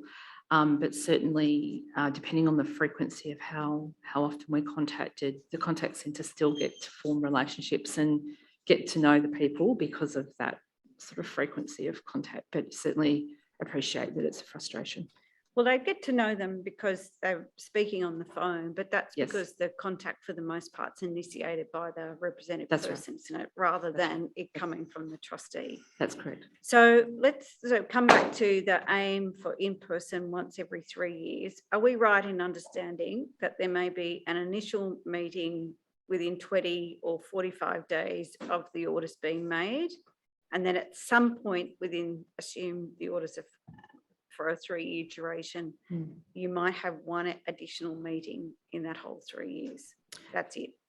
Yes, but we are finding that there's more of a need to sort of have a follow-up meeting now after that initial visit. And certainly we're finding that more and more we're needing to do that because of the complexity of what might be there and need to be dealt with. And other than in-person contact, there's a client average of contact at 2.5 contacts per month. That's paragraph 15.1. Is that right? Yes, that's right. Now, if you have a client, for example, who is feeling particularly worried about being able to access money and maybe a frequent caller to the state trustees, are there occasions where you try to limit that person's conduct or behaviour in calling very frequently? Only where there are circumstances where perhaps the conversations aren't very constructive, or there might be verbal abuse or behaviour towards staff. Sometimes we do find that we need to try and reduce the instances of that happening. And what do you do when that happens?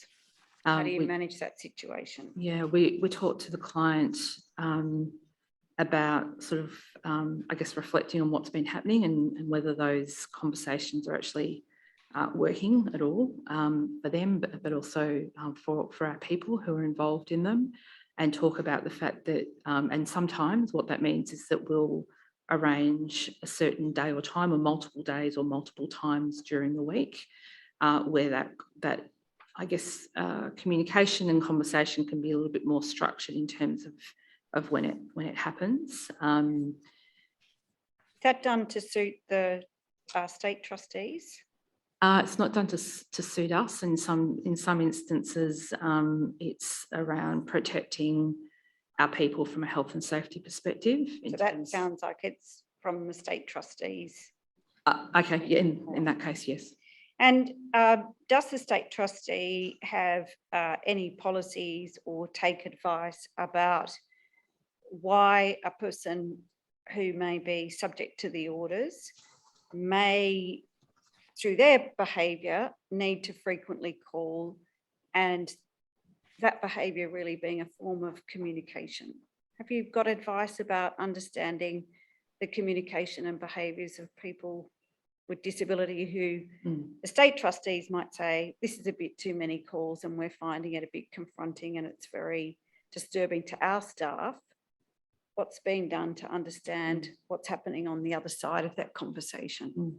One of our training programs does cover off on disability types and sort of methods of communication and what's best. So certainly I know that our specialised support team has completed some of that training, and certainly I think some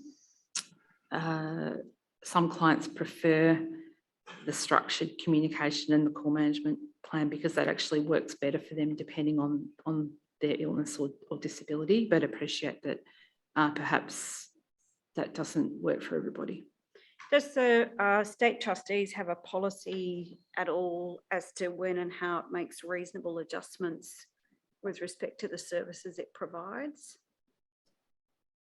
Do you mean in the context of the Act, or sorry, what's the question? Well, so under either the Victorian Equal Opportunity Act or the Commonwealth Disability Discrimination Act, there's legal obligations to make reasonable adjustments. The CRPD includes the right in relation to reasonable accommodation. So that's what I mean by those expressions in context. Does the state trustees have a policy in relation to reasonable adjustments? And if so, what does the policy say about when and how reasonable adjustments may be made for the person who's subject to the orders, being a person with disability, to be able to access those services? I don't believe that we've got a policy specifically around reasonable adjustments. Why not? I can't answer that. So I'm mindful of the time. The last question I want to ask you about is about the financial independence program. Yes. And you've provided, or Mr. Pellegrinis has provided in the statement, a description of the program and some of the documents in relation to the financial independence program. So that's set out there. Yes. Has the financial independence program received to have additional funding or resources attached to it when that program's been rolled out? So just recently, back in July, we've received some additional funding, which is enabling us to recruit more financial independence consultants, which means that we'll be able to further our reach in terms of how many clients we can support on that program. So we're recruiting at the moment for those additional roles. And how does the state trustees determine who and when the financial independence program might be developed or might apply? Like who gets to go on it? So quite often our people, so our consultants who might be talking with clients day to day, it might come up in conversation. Often our staff are suggesting it as something that they should consider. Sometimes clients are very open to that. Sometimes they're not, and they're not interested, but certainly it comes up and that team gets a number of referrals from within the business unit about people who are potential candidates to be on financial independence. So we also often, or not often, but sometimes receive orders from VCAT where they're recommending that financial independence might be appropriate for a client. Sometimes that's at the time of reassessment. Sometimes it can be at the stage of the initial order. Is the information about the financial independence program part of the documents that I've asked you about earlier at paragraph 22.1 and 22.2? Is that information about the program provided at that early stage or when a person first starts under orders? The actual document at the moment is not in the welcome pack, but once we've got the resourcing in place, certainly the intention is to place it there. We do have onboarding consultants who have the financial independence conversation with a client when they're new to state trustees. So the conversation we have, the actual flyer that is submitted with evidence will be included in the welcome pack once we've got the consultants on board, because we need to have the capacity to be able to provide that support to those clients. Do you think there's any benefit of offering the financial independence program before the process starts? I think there would be. And certainly VCAT have our flyers there to hand out to people. So we've provided a flyer to VCAT for information purposes. Yeah. Thank you, Commissioners. I'm just mindful of the time, and there's a lot of information contained in the statement and the accompanying documents which the Royal Commissioners have read and will carefully consider. But that ends my questions, and the Commissioners may have some questions for you. Yes. Ms. Brown, Mr. Villagrenas, I take it, has taken up his position as Chief Executive Officer about a year or so ago. Is that right? That's correct. Is the organisational structure the same now as it was in mid-2021? That is, with 5 general managers under the Chief Executive Officer, of whom you were one? There are 4 general managers and then the CEO. There were 5 in 2021, so that's changed, has it? I think in terms of how it's worded in the statement, I think the executive team comprises the CEO, which is John, and then 4 general managers. Right. That was the structure at that time. Now, I don't mean to imply by this question that you're not qualified for the position that you hold, but there's nothing in your background, is there, by way of experience or training that has given you expertise in dealing with people with cognitive disability or intellectual disability? Your training is essentially as a banker and in business, is that right? So I've been with state trustees for just on 15 years in a range of... I understand that, but I'm asking about training. So I have completed training that my people would complete. However, I've not had any other qualifications outside of that. That's right. And that's true of Mr. Villagrenas, is it not? I believe so. Isn't that the fundamental problem? That is to say that this is an organisation that is essentially run as a financial business, and yet its core function is to provide assistance to people with intellectual disability or cognitive impairment. Isn't that the fundamental problem? I think my role is as a leader is about... I'm sorry, I'm not talking about your role specifically. I'm not doubting your qualifications for the particular position. I'm talking about the institution. So I think the people, my people who are dealing with clients every single day bring a breadth of experience. And in dealing with clients, we have people who've worked at the NDIS, we have people who've been social workers before, and I think they're the people who are dealing with our clients every single day. It's not myself or John. And which of the executive team have particular expertise or experience in providing services to or understanding the experiences of people with intellectual disability or cognitive impairment? I can't answer that. I don't have. No. I don't have their background, unfortunately. No. Isn't it fairly obvious that there is a fundamental issue here? I'm not sure that there is, but I appreciate that. Well, you've answered a lot of questions, and I understand you're answering them honestly and to the best of your ability that Ms. Eastman has asked. And many of those answers suggest that this is an organisation which is struggling to come to grips with the functions that it's meant to perform under the various pieces of legislation which place people with disability at the heart of its responsibility as distinct from financial outcome. I think all I can say is that my people care deeply about the clients that they work with every single day, and they do the best job that they can. I'm not doubting that. I'm not doubting that. I'm asking you a question about the institution and its priorities. Well, certainly. Anyway, if there's nothing more you can say, okay. All I was going to say is that my business unit certainly, from an organisational perspective and all the improvements that are being made, my area is definitely been made the priority in terms of recognising the improvements we need to make. And that's been, I think, at the exclusion of making improvements perhaps across the rest of the organisation. So certainly my area has been made the priority in the improvements that we are making and getting that organisational support to do things differently. All right, thank you. I'll ask first Commissioner McEwen if he has any questions for you. Thank you, Chair. Ms. Brown, thank you. I have some questions about the financial independent program that Mr. Eastman just asked you about.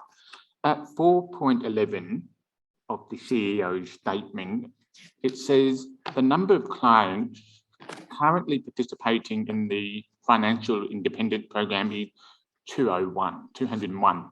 That's right. Is that out of a total of 9,256 clients? That's right. That's just strikingly, to me, a strikingly low number. Why is that?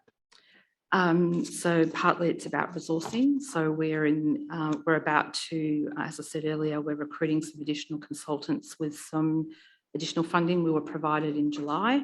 And so we'll be looking to double that or more than double that. So we're planning on having at least 500 clients in the program. Double would mean like 400 out of 9,000. More than double. So 500 is how many we're funded to have on the program. Do you still think that would be a very low percentage of the number of clients? To be on the formal program, yes. And can I then take you to 25.1, which is also about the financial independent program, and picking up on your comment that you say that it comes up in conversation with the clients. To me, it appears that there's no incentive or motivation on the part of the state trustees to actively promote it, to offer it, and to encourage all clients. If a client says no, they don't want it, how do you know that they're making an informed assessment about wanting to do it? How do you know that?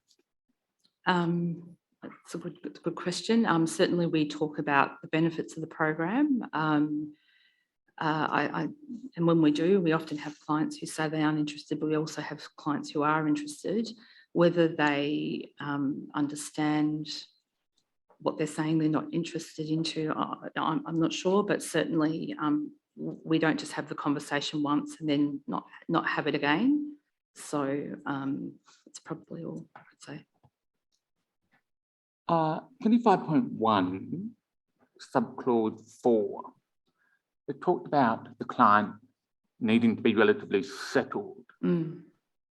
To me, that appears to be subjective. If you say take client A, who might have unstable housing but a good support network, versus client B, who might have stable housing but maybe not a support network, and there are thousands of disabled people who don't have support networks because they're isolated. How do you assess what's settled or not? Really from talking to the clients, so just trying to ascertain, given what's going on for them, whether it's likely to set them up for success or not. I think we also, we need to certainly provide clients with varying levels of support when they're on the financial independence program, and check in with them to see how it's going. So really we can only garner that from having those conversations and the check-in and the reviews with them in terms of how it's going. And certainly their circumstances also change and can change midway through being on the program, which means that perhaps they don't continue on the program. No, thank you. Okay. Yes, Commissioner Ryan. Just a detail, when you referred to the structural communication program, that's when someone is limited and they've got to speak to someone at a particular time and so on. Do they get to speak to the same officer on those occasions, or do they again come into the call centre and speak to whoever's at random answers? We actually do try and make it the same person, because I think it's that consistency that enables those conversations to be more constructive, given that arrangement. So often we do.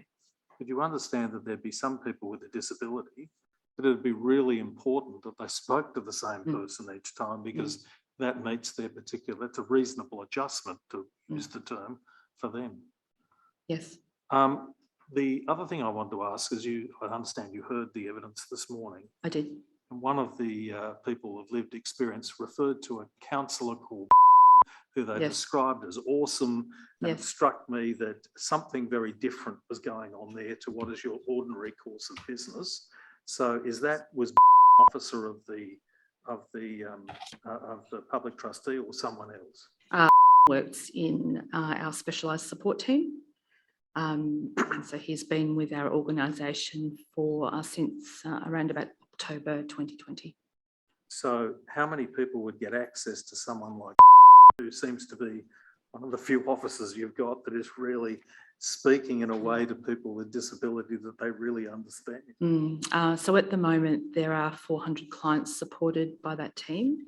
And again, we're in the market recruiting to double the size of the team. So we're expecting to have between 800 and 850 clients managed by that team by early next year. By how many people though would deal with 800? So there will be approximately 18. It does sound It's to be quite very intensive.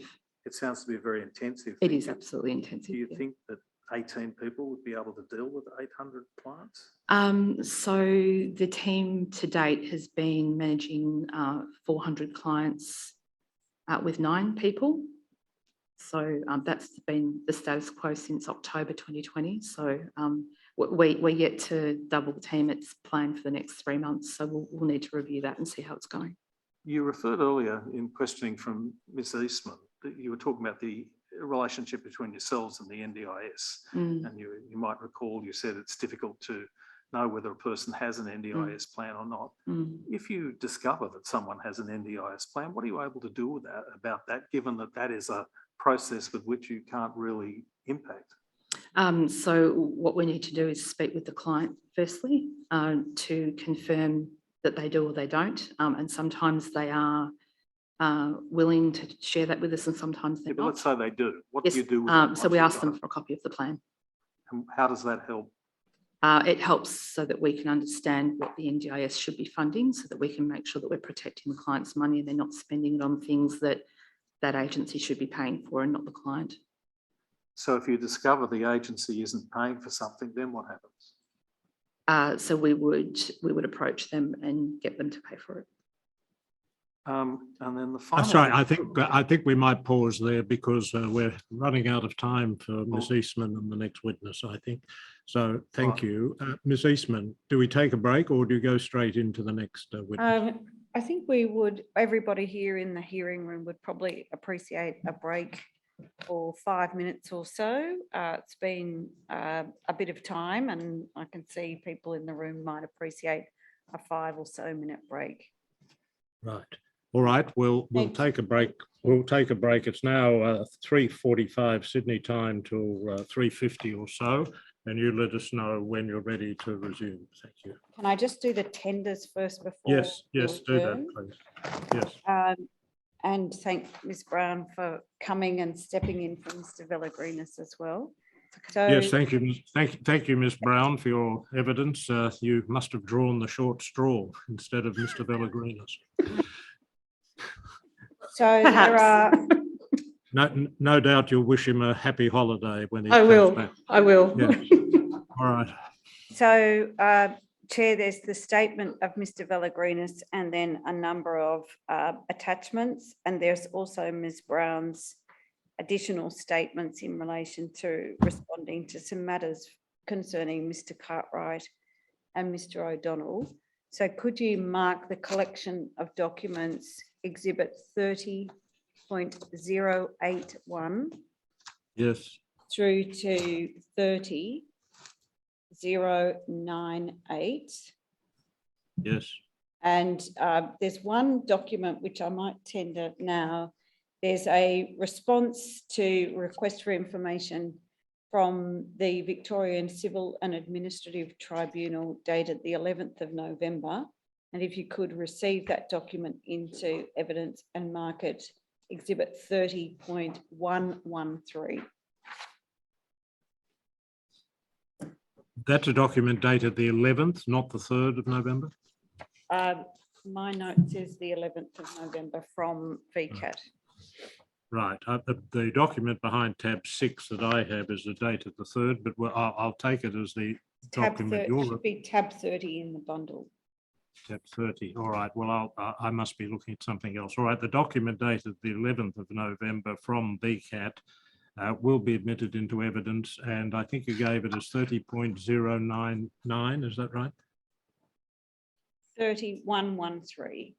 Sorry, 31.113, and the documents consisting of Mr. Pellegrino's statement and the associated documents will be admitted into evidence to become exhibits 30.081 to 30.098.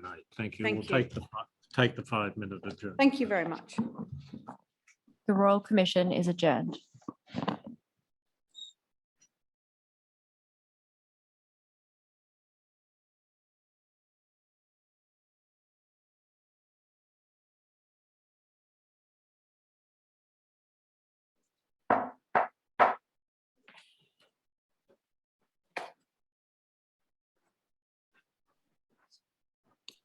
The Royal Commission is now in session.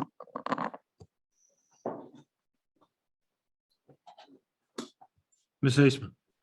Thank you, Chair. Our final witness for today is Dr. Colleen Pearce, and a very warm welcome to Dr. Pearce, returning I think, for the 4th time to the Royal Commission. And you're going to take an affirmation? Yes. Dr. Pearce, thank you for being so patient, waiting for your opportunity to give evidence. Once again, we are grateful to you for the statement, the detailed statement of 52 pages that you have provided, which we have diligently read. And we thank you for being prepared to give evidence this afternoon. If you would be good enough to follow the instructions of the associate located to your right, she will administer the affirmation to you. I will read you the affirmation. At the end, please say yes or I do.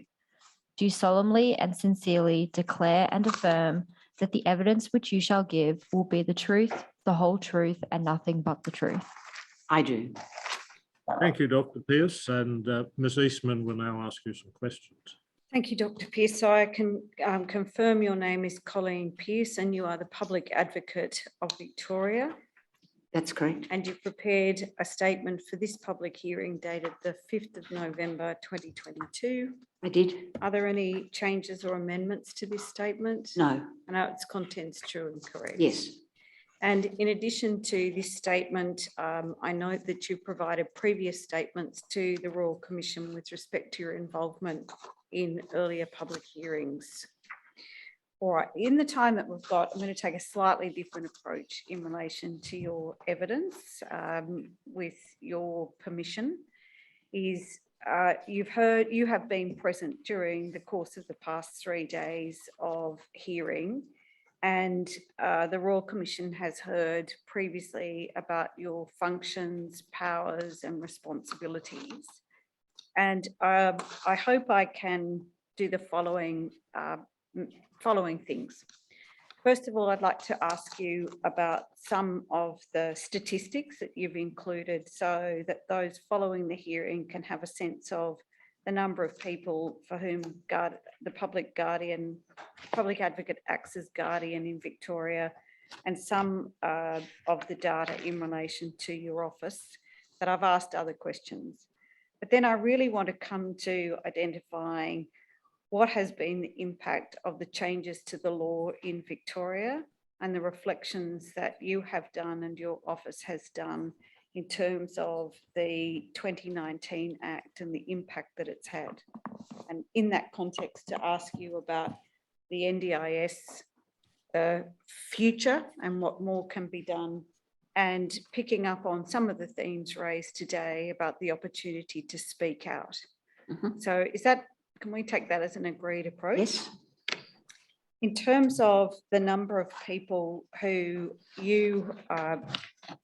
your office and you are the guardian, as at 20 October this year, and this is paragraph 35 of your statement, the public advocate was appointed a guardian to 1,046 people.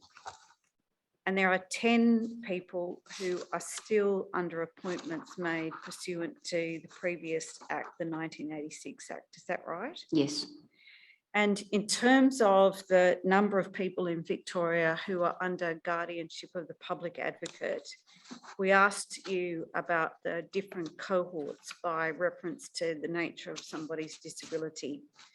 And it's the case that 46.5% of the people for whom you act as guardian are people who live with intellectual disability. That's correct. The next cohort in terms of size are people living with psychiatric disability. That's correct. And then after that, the next cohort is almost 30% of people living with dementia, and then an acquired brain injury. And you act as public guardian for some people with physical disability, but that cohort represents 14.4%. Is that right? People would have multiple disabilities, so they wouldn't alone have just a physical disability. So it would be in combination with some other disability. Okay. Then in terms of the age of people for whom you serve as guardian, 3/4 of clients are aged under 65. Is that right? That's right. And in terms of that cohort of people under 65, can you give us a sense as to whether that's spread evenly across the age groups, or is there a particular age group for which most of your responsibility as guardian would apply? It's spread reasonably evenly, but there's certainly more in the 55 to 64 age group. We have also asked public advocates and guardians about their represented persons who are people of First Nations. And we understand the percentage in terms of First Nations clients in Victoria who are subject to guardianship is about 5.7% on the basis of the information. Does that sound right? Yes, it's around 60 clients. How does that measure against the proportion of First Nations people? It's a significant overrepresentation. And why is that? I think you have to look at really going back, dispossession, stolen generations, intergenerational trauma, a fear of government services, and then a deficit model that's applied to Aboriginal people. So we're more likely to see people with from an Aboriginal background to be found to have deficits or disabilities. But we also are seeing an increased number of people actually identifying as First Nations people. And in terms of our office, we're more diligently collecting that information as well. And you have a particular action plan in relation to inclusion for First Nations people, is that right? Yes, we've had a Koori Inclusion and Action Plan. We've had 3 of them starting in 2015. What's the nature of that action plan and what do you hope to achieve by implementing that action plan? Look, the plan gives us set tasks over the 3-year period, so there's been 3 of them, and starting out with things such as making sure we capture the number of people who identify as Aboriginal and Torres Strait Islander. It's in our developing a reconciliation statement, the development of what we've called a Koori lens over all of our work, so ensuring that we're inclusive